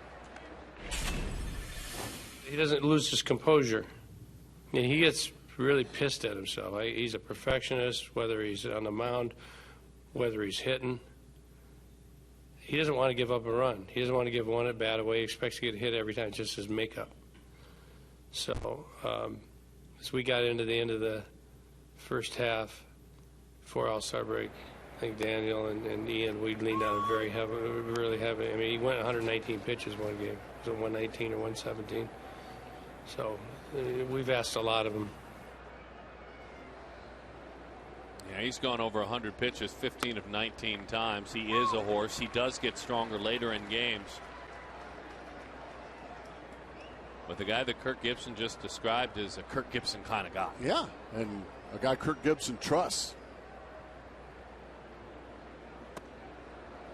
1-2 the count. That one sails up and in. We're not quite yet to the 1-year anniversary of Hudson making his way to Arizona. It was at the end of July 30th. Fouled back to the screen it goes. And by the way, David Holmberg joined him in that trade from the White Sox. Now, How's below he the big leagues. He's pitched in South Bend and in Visalia in 17 starts. His ERA is 2.58. He's got 9 wins, 9 strikeouts per 9 innings, and fewer than 2 walks per 9 innings. That's the other piece. He's a left-hander. Pitch is low. So, pretty good trade. Jerry DiPoto in the interim as a general manager pulled off a good one there. 2-2 the count. Now, you look back to the trade that had Schlereth and Scherzer going to Detroit. The 2-2. Hit on a couple of hops out to second. Bobble recovers just in time. Just in time. But the deal with Detroit and the Yankees too, the Schlereth-Scherzer deal, when you piece it all together, if you say, well, you lost those 2 pitchers, you gained Kennedy and then Hudson, because Edwin Jackson came back in that deal as well. That's the front of your rotation. Here's Andre Ethier. Ethier was frustrated his last at bat, lining out to left field for the runner on second base. He gives that one a ride. Young chases to the balcony. He's got room. He's got room.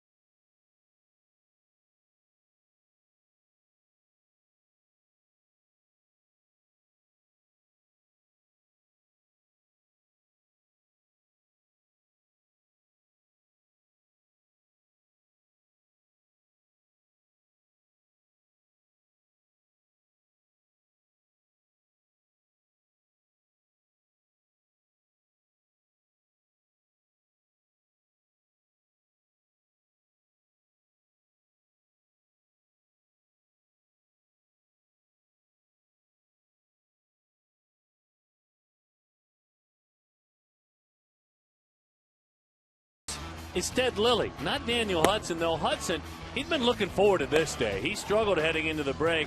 He's pitched very effectively, and with the slider there, we can say he's done it with all his pitches. Lilly's been the same. Lilly has made one bad pitch this afternoon. It went into the seats off of the bat of Ryan Roberts. Other than that, he has dominated.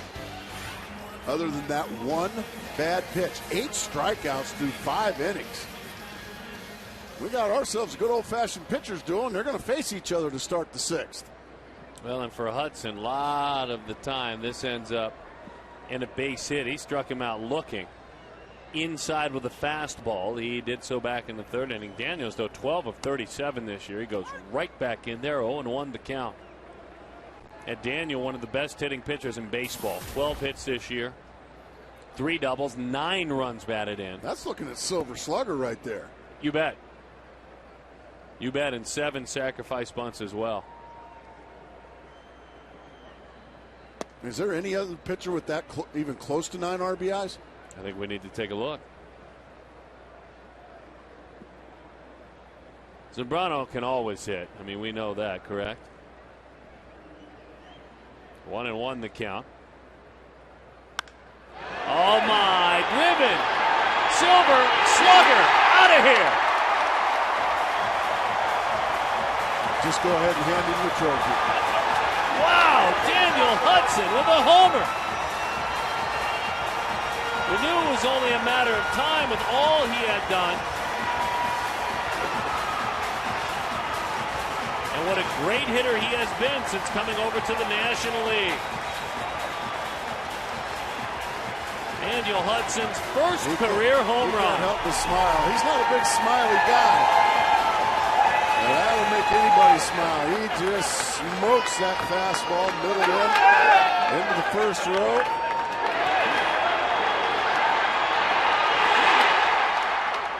Good for Daniel Hudson. Congratulations, young man. Now, get all your high fives and get ready to go back and pitch. That's exactly right. Yeah, another RBI. That's 10 RBIs for Hudson. First career home run. Did we find out anything about pitchers and RBIs? We're checking it. We are on the scene.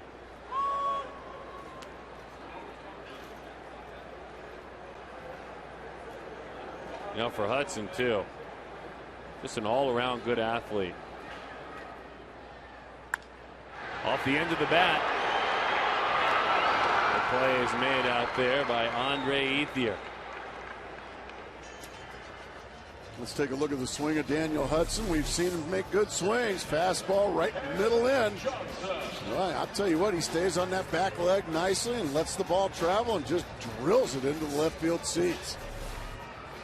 Very impressive. Abbott Cliff Lee has 6 runs batted in. He is second to Hudson's 10. That's not even close. Duke with a couple of homers has 5 runs batted in. Back to the screen. That one is fouled off. A hanging breaking ball. He'd love another shot at that one.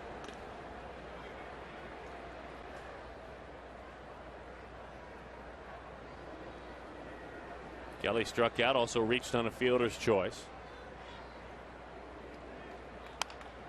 Out front, threw him a changeup. Gloved by Loney. And to the bag. So you hit your first career homer. Your teammates have got to be mobbing you. Just mobbing you. Yep, they got the silent treatment.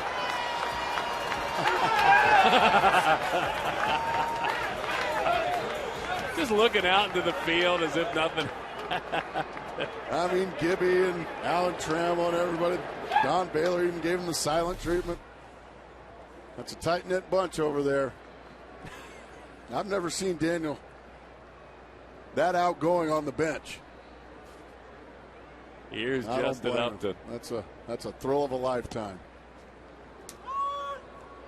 His batting practices, Hudson, can be very memorable, especially for a pitcher. He had one a couple of days ago. Nagy was out on the mound. Charles Nagy, his pitching coach, throwing. And it was epic. I mean, you're talking about deep home runs to left. Really? 10, 15, 20 home runs back. He gets it up and over that bullpen on occasion. He can take some batting practice. But again, all the swinging for the fences, quote unquote, has equaled a ton of base hits, because not only does he hit homers, he's got a bunch of hits and RBIs.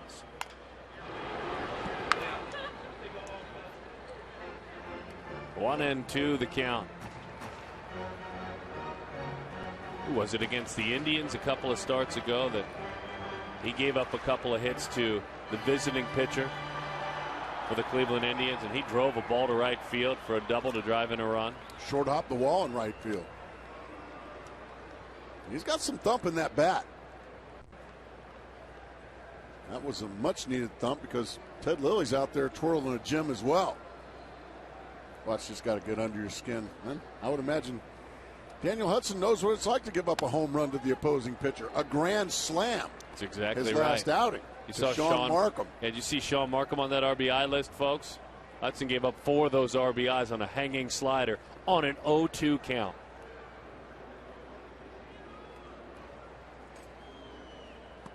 Breaking ball. Upton goes down on strikes, and his tough series continues. That's all right. The pitcher's got your back with his bat.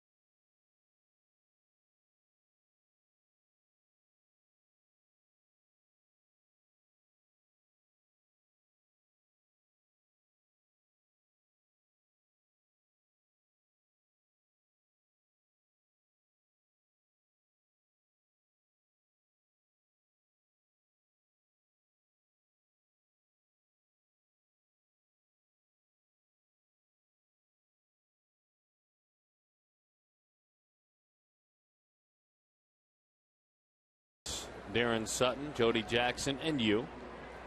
Thank you for inviting us into your home. We were speaking earlier about the 70th anniversary of the end of the Joe DiMaggio hit streak. You think it will not be broken? At least a large majority of you. Our Kia Motors text poll. Darren and the other 14% think it will be broken. And you're not wrong. 1-0 the count. Doesn't make you wrong. No, it's next to impossible. Bounced. What a good pitch. Fastball in. 1-1 the count. Just one more thought on Hudson, not as a pitcher, but as a hitter, and all of his mates. The Arizona pitching staff as a whole has driven in 20 runs this year. Second on that list, 3 teams, Colorado, Milwaukee, and Washington, 7 RBIs back at 13. They're having fun over there. Just missed the outside corner. Cole Mentor will pitch tomorrow against the Milwaukee Brewers. Barry Enright will pitch on Tuesday as Milwaukee comes to town. Milwaukee leads Colorado 4-2 in the 7th right now. The other part of the story that affects Arizona more directly is that San Francisco holds a 2-1 lead on San Diego in the bottom half of the 6th inning. Matt Cain is still out there working for the Giants. It was moving day yesterday, though. Diamondbacks gained a game in the standings. Those are good days, huh? They're the best days. Got away with a hanging slider there. You get Colorado to lose to Milwaukee. You get San Francisco to lose to San Diego. You take care of the Dodgers here. That's as good as it gets.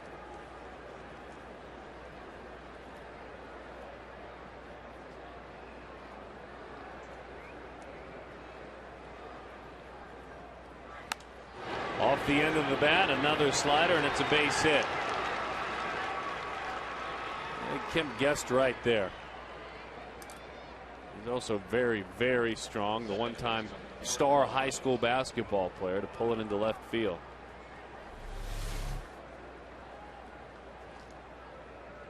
And he just goes down and gets a slider. A guy like him, hitting plenty over 300. He's going to get you. It's just a matter you hope to keep him in the ballpark. And you did, but he's got great speed.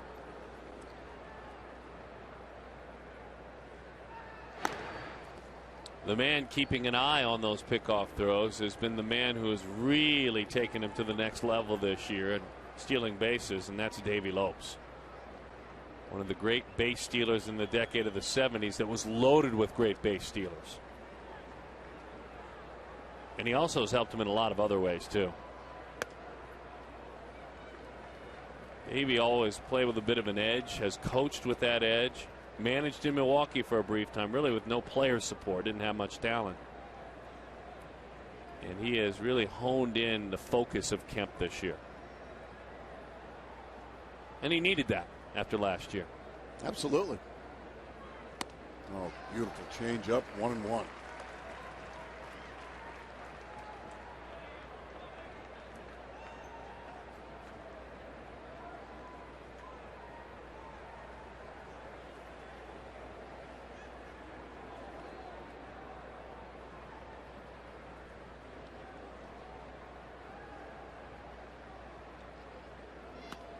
Change up again, swings over the top of that one. Takes it, did not get the swing he wanted. 2-1 the count on Aaron Miles. What do you think about Lopes, by the way? Just to finish the thought on Davey. 557 career stolen bases. You just don't see those type of players anymore.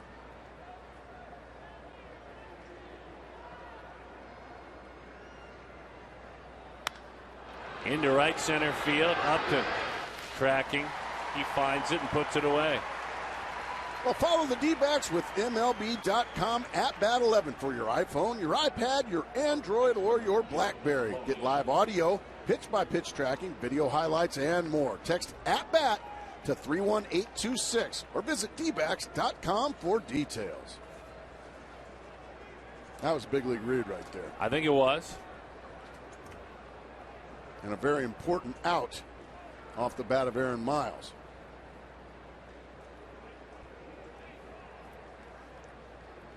So now James Loney.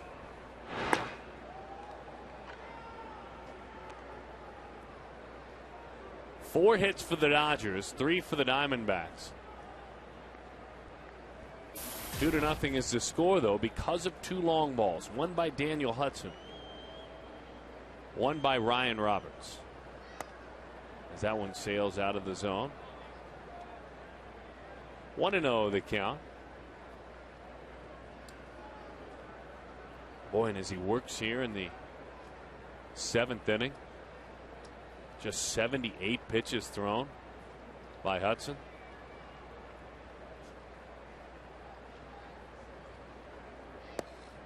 Well, a good take on a changeup low. 2-0 the count.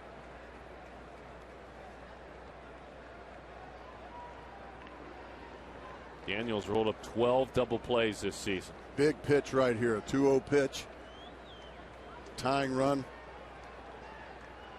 See if Daniel can make a pitch. Oh, he got a break there. That pitch was down, but he got the strike call from Manny Gonzalez behind home plate.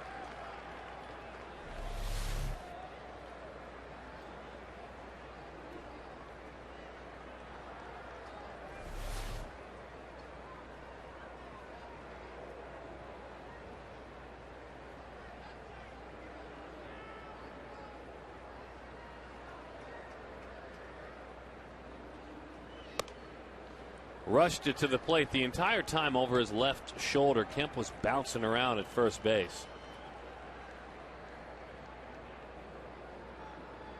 knows his pitcher needs to focus on the hitter at this point.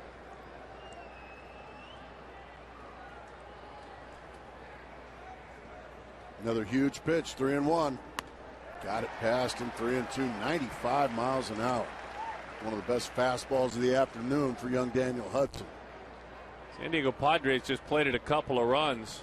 Again, that's that guy that helped last night, Orlando Hudson, who hit a homer last night.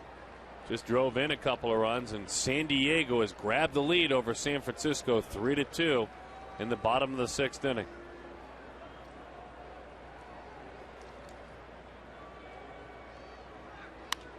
On a line, off the glove of Drew. He was there covering the bag with the runner going. Oh boy, that'll go as a base hit, but that's one Stephen Drew wishes he had back. He just didn't reach quite far enough for that little soft line drive by James Loney. That would have been an easy double play. Instead, it goes off his glove. Now it's 1st and 3rd and 1 out.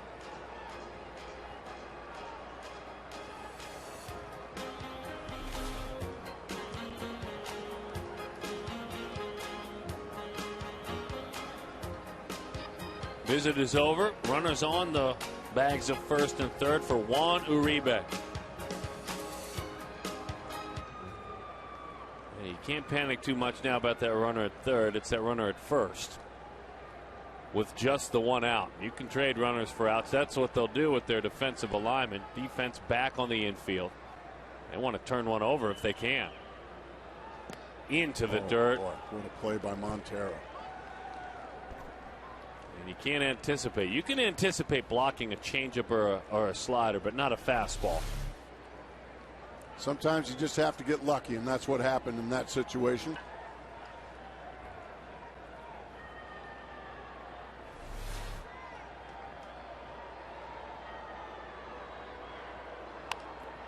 Popped it up. Is there room? Nady over to that dugout, and Camberwell, he got it. Oh, what a pitch. And what a play by Nady, knowing right where he is on the field and making the catch. Just right in on his fists.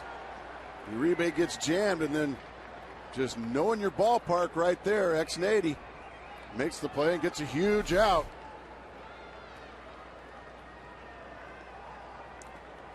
Boy, one more out to get out of this one. One more huge out. Once again, Rob Barajas, a guy that can hit a mistake a long, long ways.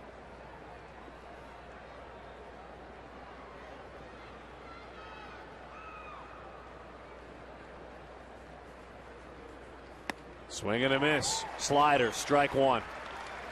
And that's the perfect pitch right there in this situation. Last time Rod Barajas was up, Daniel Hudson continually pounded him inside with fastballs. And you could see right there, Barajas was thinking that. And because of that, he pulled off the slider, and he falls behind 0-1.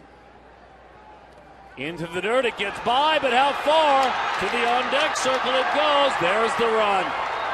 A slider into the dirt, a wild pitch, and the run scores. All that work. Well, you hate to give up a cheapie like that after you get a big pop out. Well, that one is painful right there. Miguel Montero just didn't get over there in time to block it. And that's got to go as a wild pitch. By the way, it was a strike, though. 0-2 is the count. But 2-1 is the score.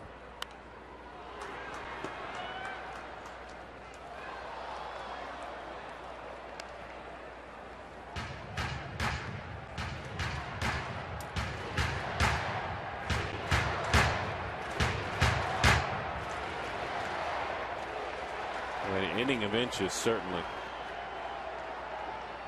Drew's glove, Montero's body.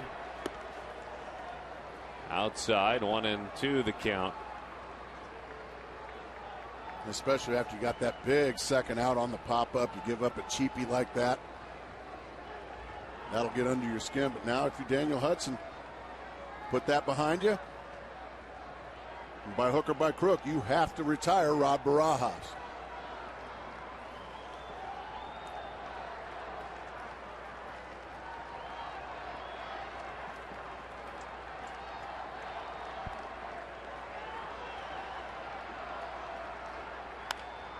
Little number off the end of the bat. Nady squares it up, trots over to the bag. A huge run for the Dodgers to score. An inning of inches, certainly. Just off his glove, just into the dirt past him.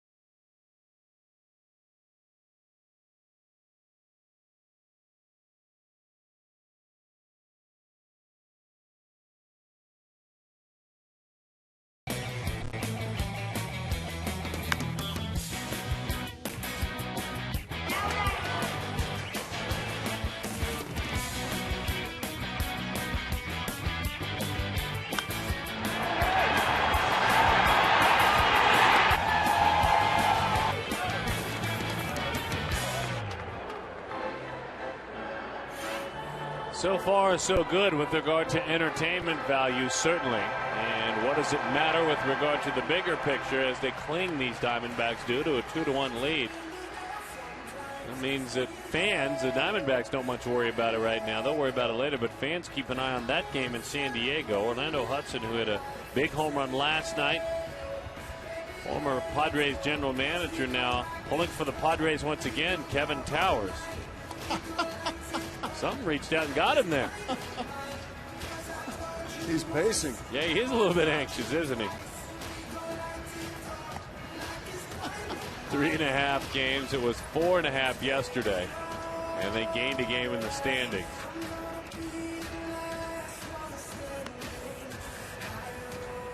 All right, listen up. Let me take a deep breath. The Kirk Gibson and Chris Young bobbleheads will be given away next month at Chase Field. Get all remaining bobbleheads and the World Championship replica ring with the D-backs Grand Slam giveaway pack. Each pack guarantees you one of each giveaway with no waiting in line, no matter what time you arrive at the ballpark. Plus, you'll get a $10 gift card from Circle K. Call 602-462-4786 or visit dbacks.com/Grand Slam. A lot of information as Chris Young digs in to lead this inning off. First pitch right back to the screen. He'd love another shot at that one. 0-1 the count. Still a lot of ball game left. You still got to get the Dodgers out 6 more times. So it wouldn't be a bad idea to just go ahead and put a couple more on the board and give yourself some breathing room.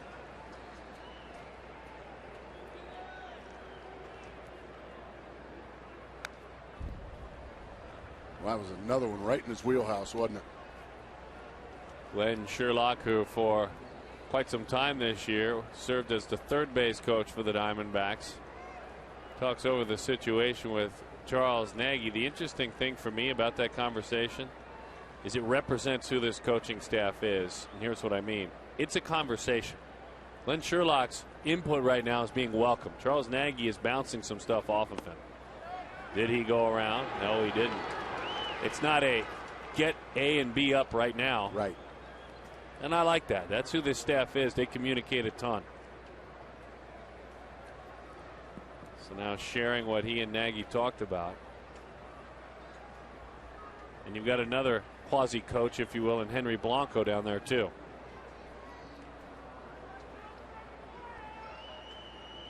One and two the count.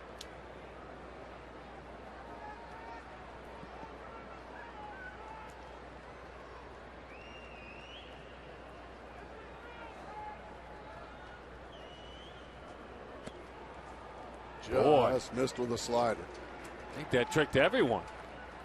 I mean, that was looked to be right at the belt. 2-2 the count.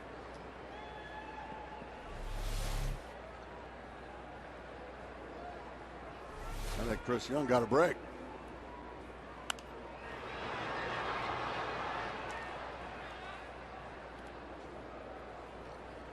There have been a lot of pitches in this at bat alone he'd love another shot at. Hudson, by the way, with regard to that bullpen, so 91 pitches. So he's fine. At least another frame. At least. They'll look closely if he can throw 10, 15 more pitches. They'll make a decision after that. Fights that one off. Well, finally he cashed in.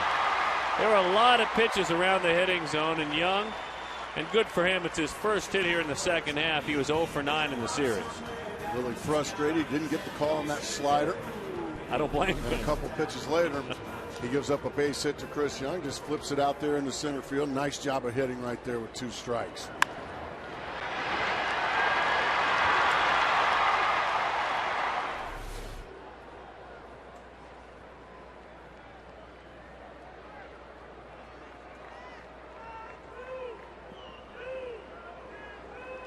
Way in at third is Uribe. Here is Stephen Drew.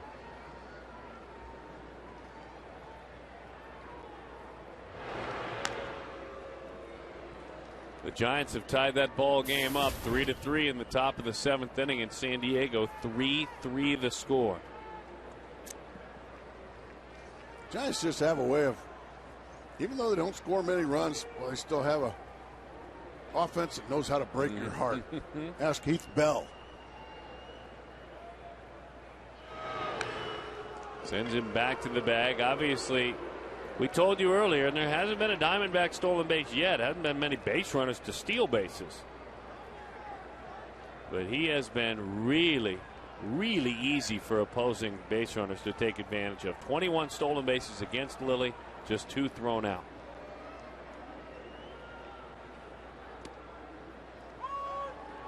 Takes a strike.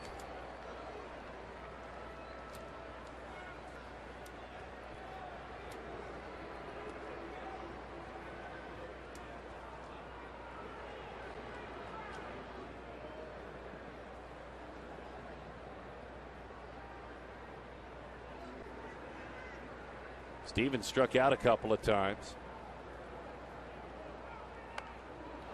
Just defended himself to bunt that ball. Somehow he got it down. Beautifully done by Stephen Drew. I think by accident, but a successful sacrifice nonetheless.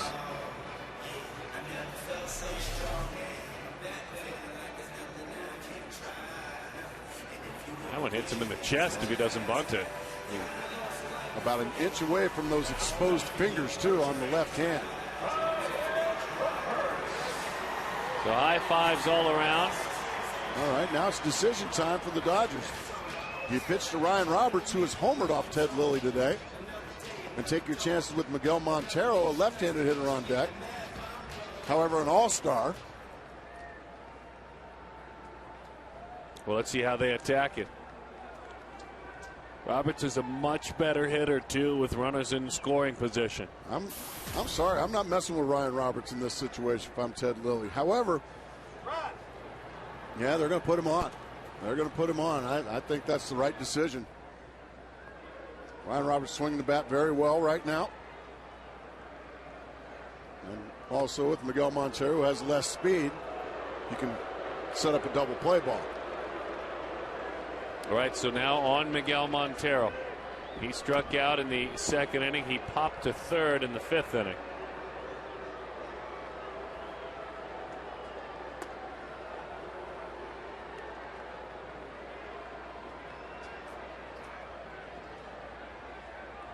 And that'll do it. And no matter the pitcher's name for the Los Angeles Dodgers through his first few years in the major leagues, Montero has done very well against Los Angeles pitching, excluding his couple of at-bats today, certainly. But in his career, he hits over 300. On base of over 400 in his career, Montero against the Dodgers. He's got a chance to lead on those numbers right now.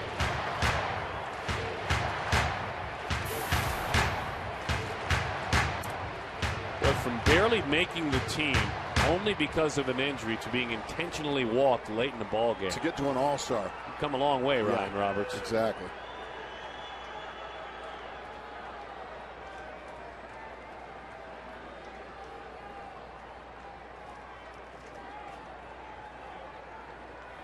.46 RBIs this season for the Diamondbacks catcher.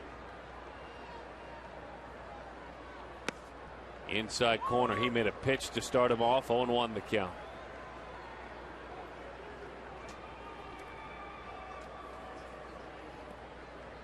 Also walking Roberts to get to a man who is 5 of his last 10 with runners in scoring position.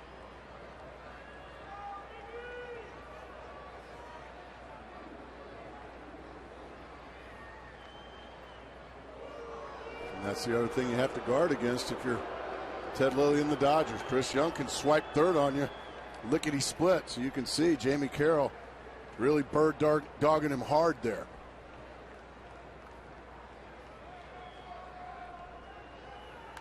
Oh man, he chased one that was just right on his sternum. Similar to the pitch that Drew bunted, that last pitch. Yeah. You see this pitch just runs way inside. Montero just self-protection.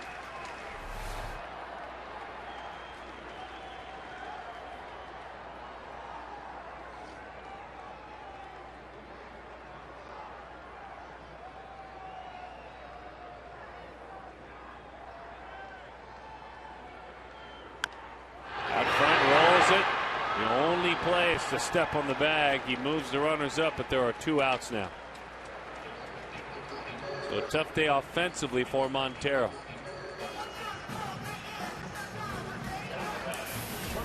Well, what that does, though, with that productive out, it sets up probably another intentional walk here with Daniel Hudson on deck. Although Daniel Hudson is homered as well today.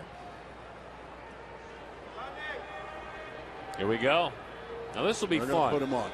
This will be fun only because, and you played forever in the National League, you always remind even the most knowledgeable of fans that a pitcher in this situation is still a pitcher.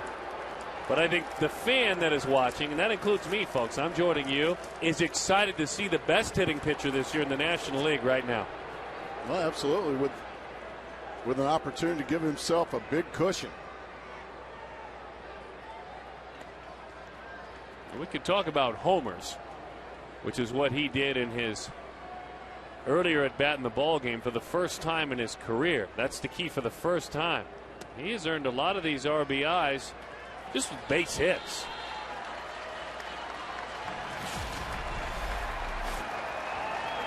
There's the home run earlier. Turns on a fastball, hits it right into the first and second row. Got the silent treatment.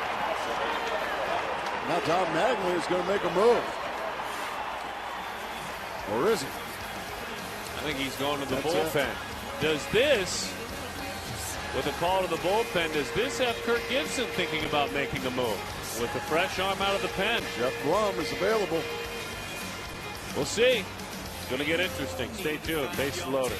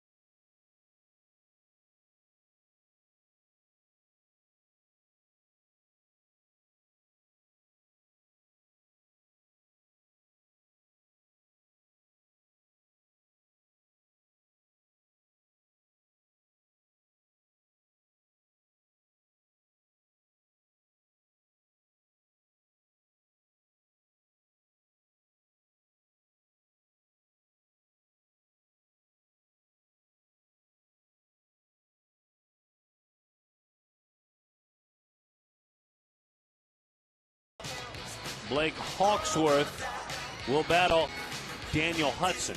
Hawksworth, a very hard thrower. Hudson was the decision Kirk Gibson made, making it very clear. He's comfortable with Daniel Hudson in the game. This is an opportunity to blow the game open, possibly, with a pinch hitter. But I guess when you're a good hitter yourself, you don't really need a pinch hitter. And I guess Kirk Gibson's thinking, I'm going to let my starting pitcher go up there off of Blake Hawksworth. Hawksworth having a fine year. Opponents hitting below 200 against him. Bases full. Pops that one up to the right side. Loney will give it a look, and we'll do it again now. 0-1 the count. Parra, Burrows, Allen, Blum, all available on the bench. And they're still available as Hudson hits here.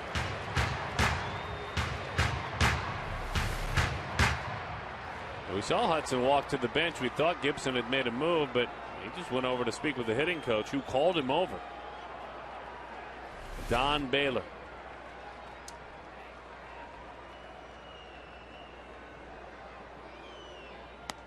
Good pitch. Didn't get the call, though. Hudson in his career, I mean, just silly numbers. 4 of 6 in his career with the bases loaded.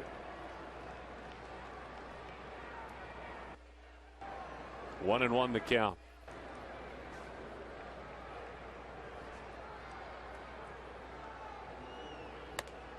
One and two the count on Hudson. Bloomquist waits on deck.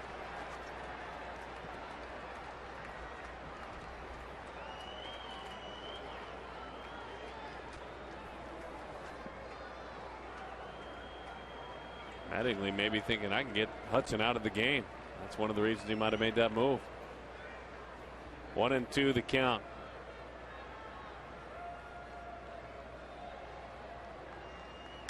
So we'll do it again. 96 miles an hour.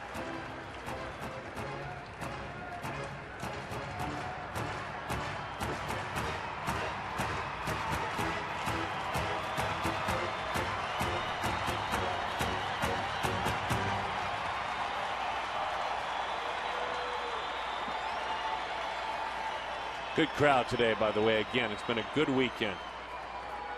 Big walk-ups every day. 1-2 the count to Hudson. Bouncing ball. He did it. Daniel Hudson through the hole. 1 run is in. Come on down. Safe at the plate. In a run down there behind with the tag. Nady has done unbelievable. Both runs score. They both count. Daniel Hudson, his own pinch hitter, now his own relief pitcher. An incredible afternoon for the man who last year was trying to earn a spot back in the big leagues with the White Sox. He's got a spot here in Arizona. Golly, Kirk Gibson, goodness.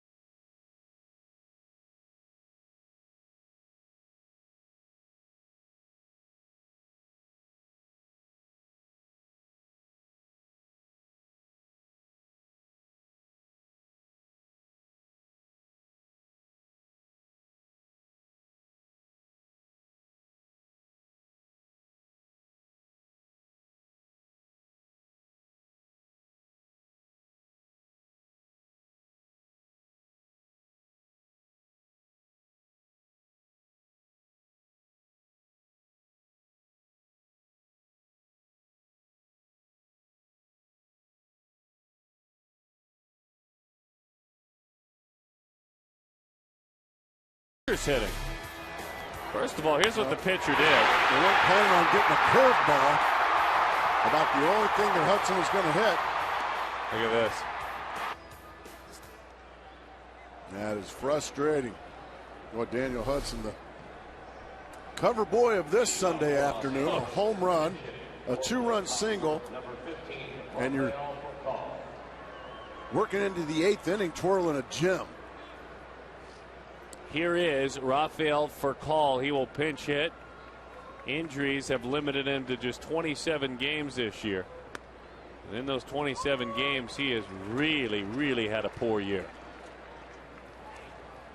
And in this series, watching the way he has gone about his business, he's swinging for the fences, back leg and everything. That's just not who he is. There he is, popped it up, fooled badly though on that one. Get out of the way of the freight train because Upton puts it away. 1 out in the inning. Furcal hitless in 9 at-bats on the series. A lot of you have wondered how you can find out more about Kachinko. Visit the ballpark, section 111, the kiosk out there. And a reminder, there's always a winner. Our partners and friends with Gila River Casinos. Kachinko, here's Tony Gwynn. Struck out looking in the 1st inning, singled in the 4th inning. Couldn't handle that fastball, but it's a foul ball.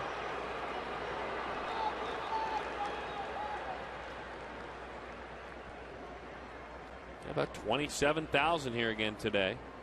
Almost 28,000, 27.6. Early forecasts on those numbers were far below that.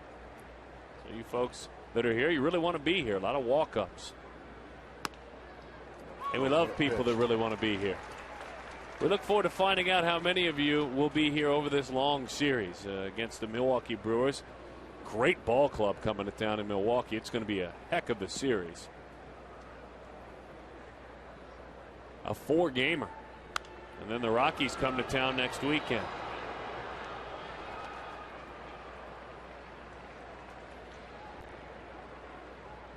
Diamondbacks didn't see Zach Greinke during that series in Milwaukee, in which they took 2 of 3. It'll be interesting to see who he is right now.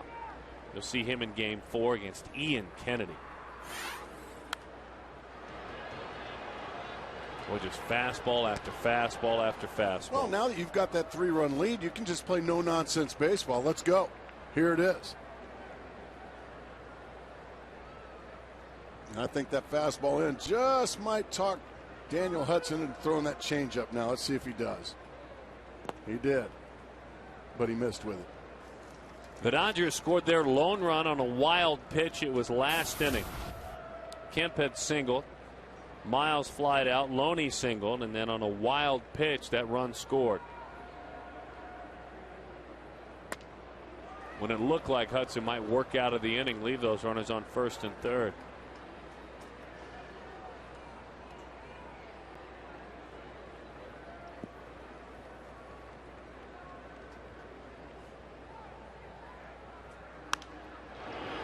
Drew will have to play it on a backhand. Speedy runner. Fine play, Stephen Drew.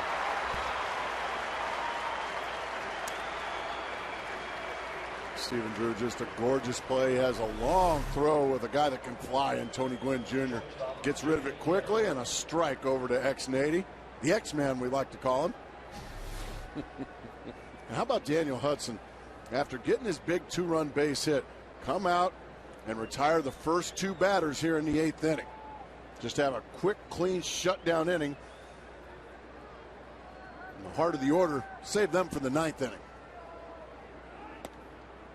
1-0 the count. That pitch is low.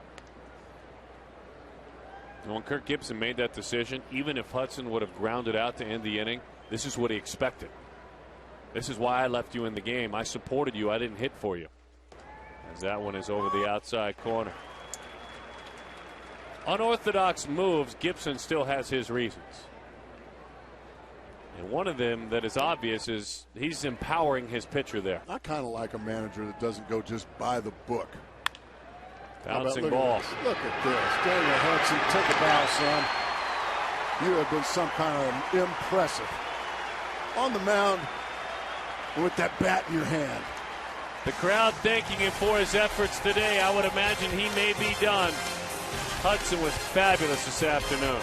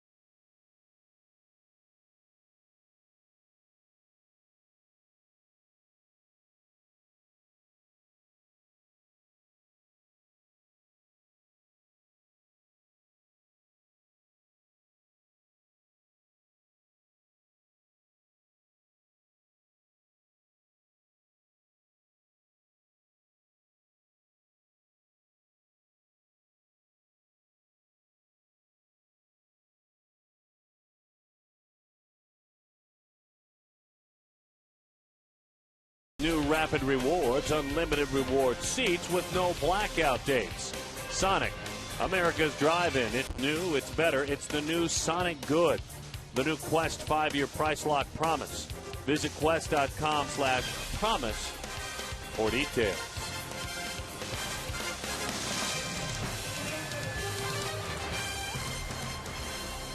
He's a big fella, Kenley Jansen. And he throws hard. A few years ago was converted from the position of catcher to a pitcher, and he has steamrolled quickly to the big leagues. Too many walks is what they will tell you, because there's plenty of strikeouts. An opponent's hitting just 193 against him. I mean, my goodness, that strikeout total was somewhat silly there.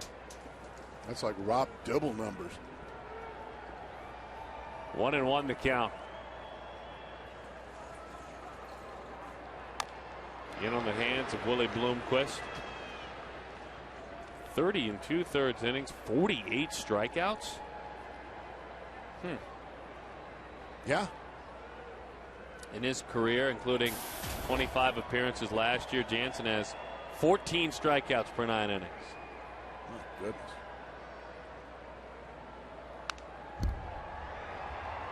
Willie just hangs around. Jansen from Curacao, the same island country, the same Dutch island country that produced Andrew Jones.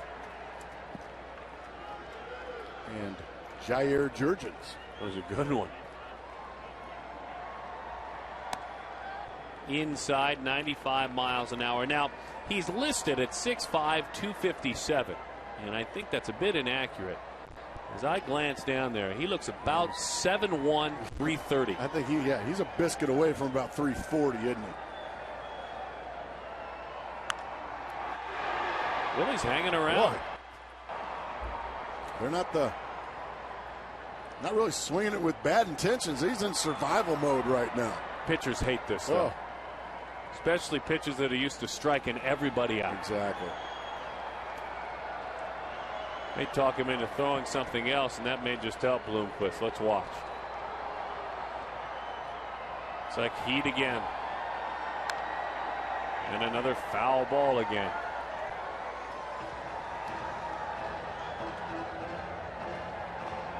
Two and two the count on Bloomquist. Willie singled back in the first inning, flied to right field in the third. Did the same thing again in the sixth inning.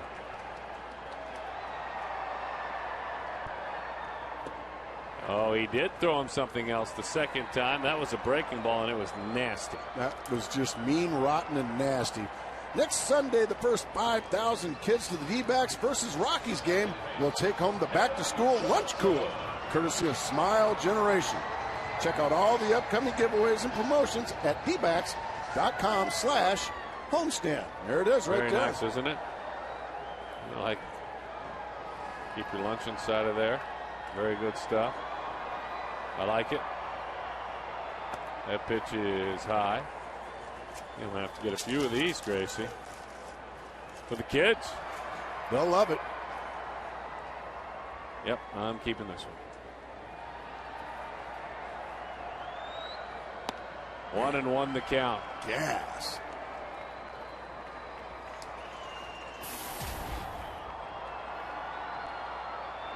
Kelly 0 for 3, reached on a fielder's choice in the first inning. As that pitch is low.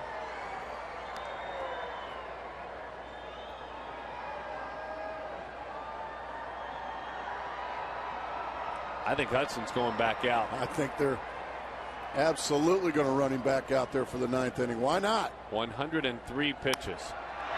That one lifted into shallow left center field. Kemp got a late step on it. Don't know if he would have made the play, but it took him a while to pick it up, and Kelly takes advantage.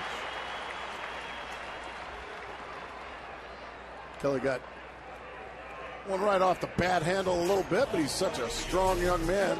Even when you get one down on the fist, you're still strong enough to get it out there over the shortstop's head for a base hit. And you watch the bad break by Kemp. I don't know if it would have made much of a difference, but he got a slow break.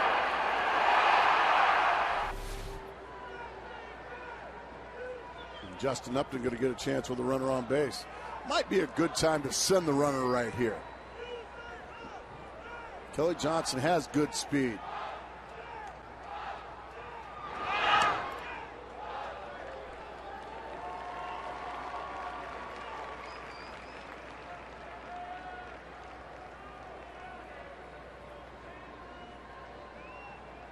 .12 stolen bases against Jensen when he has been pitching in the big leagues. No one's ever been thrown out.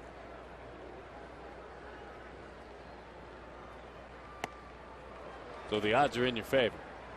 0-1 the count.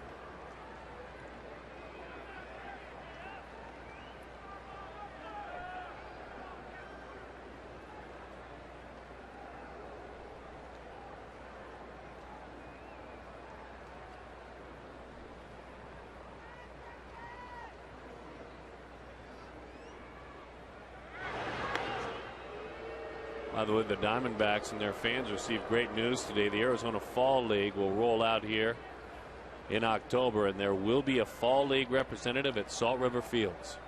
So a chance to go see baseball over at Salt River. 0-1 the count. Top prospects in the game.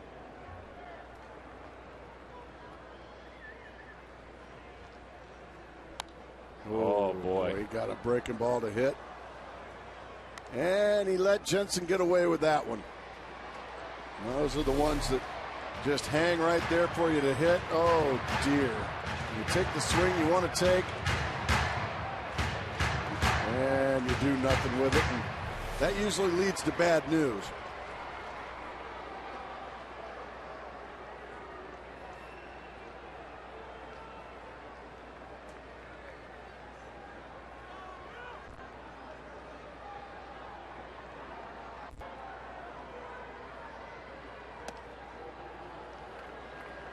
He threw him a slider on that pitch out. Everything he throws looks like it cuts, doesn't it? Really did. That one ran well away from the home plate area. Rojas had to reach out and grab it. They're still tied at 3, by the way, in San Diego. Giants and Padres 3-3. Top half of inning number 8.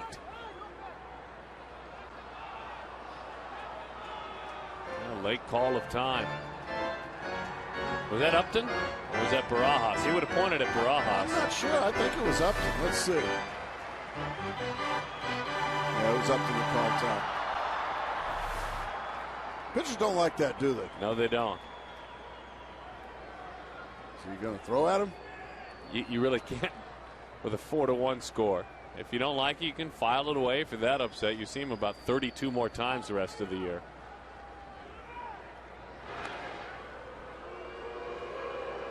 Jansen very deliberate. Yeah. And then some.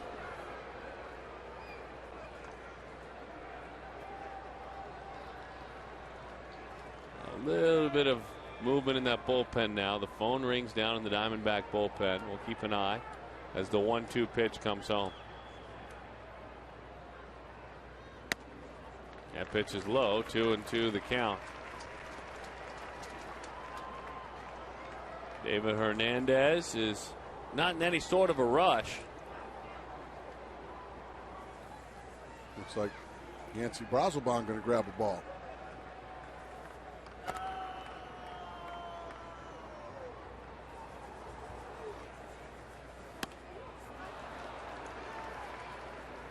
Upton right through that one. 2-2 the count. I think that's strike 3. Yeah, I believe that is, as a matter of fact. Upton's done. I wonder what Justin's upset about. Scoreboard said 2-2. I went ahead and stuck with that because of Upton's reaction. He reacted as if it wasn't strike 3. Stayed in the box. That's definitely strike 3. Realized that it was. Maybe he quick pitched him or something like that.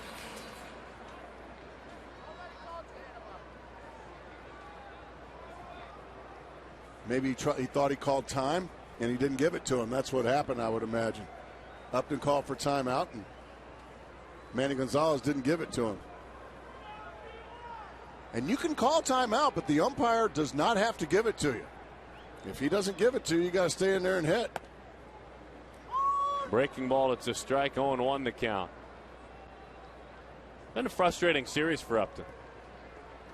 Hitless. This may be the whipped cream on top of the not so tasty sundae for Upton. Yeah, he's frustrated.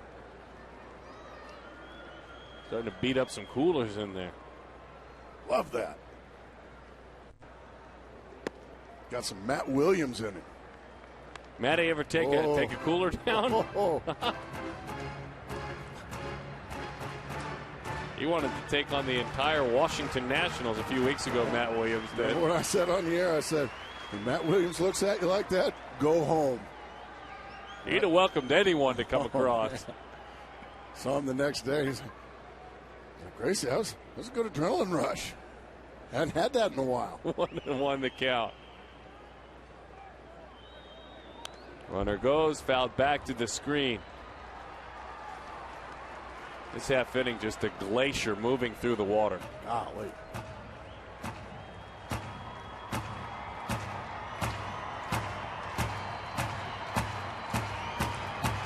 You get the momentum going, you score a few more runs. Hudson mows them down. All right, let's go get a few more runs and then lock them down. Let's win this game.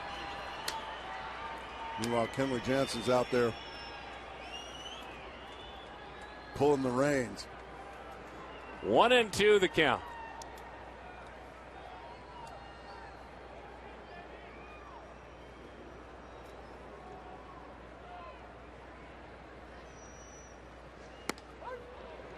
That's strike 3 over the outside corner. Young frustrated with the home plate umpire as well. All eyes on that man, though. That's the focus. Got to win a ball game now.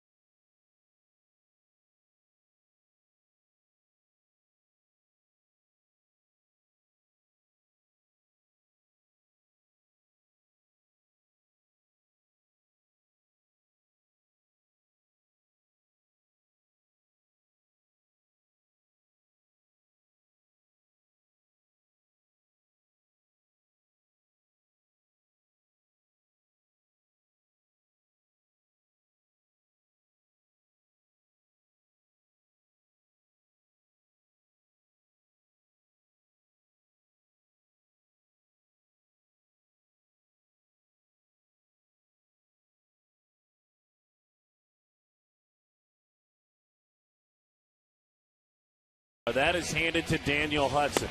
He has been fabulous on the mound. Near dominating. He has been just as good with the bat in his hand. Even better. A solo home run and then a 2-run single in the 8th inning to give him and his teammates a 3-run cushion. All Daniel all the time. And he faces the heart of the order for the Dodgers. And really, when you look at the Dodgers offensively, that's too deep with Ethier and Kemp, and then the pesky Aaron Miles, Loney behind him, not as dangerous with power. Here is Ethier to lead it off. Andre takes a fastball that is up and away. Hudson, lone career complete game. It came on June the 17th. It was against the team that traded him away last year, the Chicago White Sox. He went the distance in a 4-1 win against Chicago. And in that game, if you're a pitch counter, he's thrown 105 so far in this ball game. He threw 119 in that out. That's his season high. He falls behind 2-0 to Andre Ethier. Let's see if he's swinging. He is. And he got under just enough to keep it in the ballpark. Young puts it away, a fastball in on his hands, and Ethier is the first out as Hudson is 2 outs away from his second career complete game. And now Matt Kemp. Singleton scored back in the 7th inning on a wild pitch. The lone run in this ball game for the Dodgers. He's got 4 hits in this series, 2 of them homers.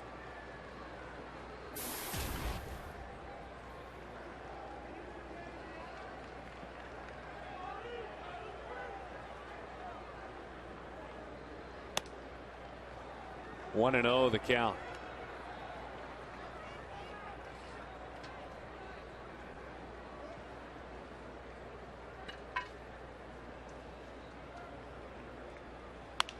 Bouncing ball. There's Stephen Drew. There's the second out of the inning. Well, it's time for these Diamondback fans to get on their feet.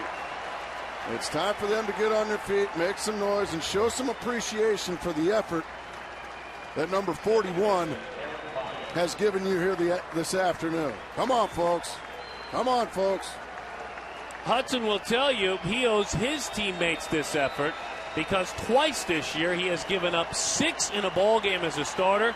Arizona has won both of those games. He spoke of that before his last start, how much that meant to him. That this truly is a team as that one sinks away.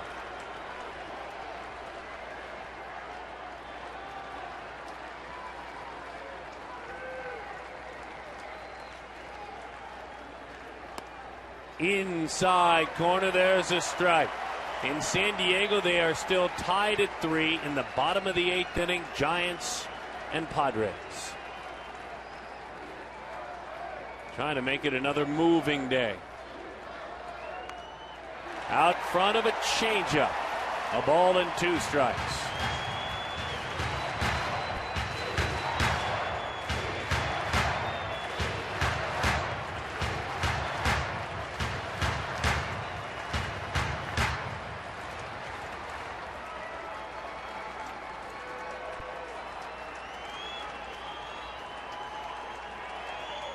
Over the top, that's the ball game. On a changeup, Daniel goes the distance.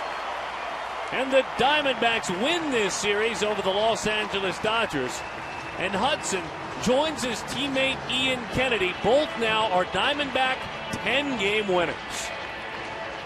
So impressive with the bat, so impressive on the mound. And the impressive thing to me is the last 2 innings. Just 3 up, 3 down in the 8th. Right through the heart of the order. 3 up, 3 down in the 9th. Daniel Hudson had one of the best games we'll see. As far as an all-around game, I don't know if we've seen one any better than that, Darren. I would agree, and especially not using a single relief pitcher with a 4-game set coming up with the Milwaukee Brewers. That bullpen had a chance to sit and watch this entire contest. They do gain a half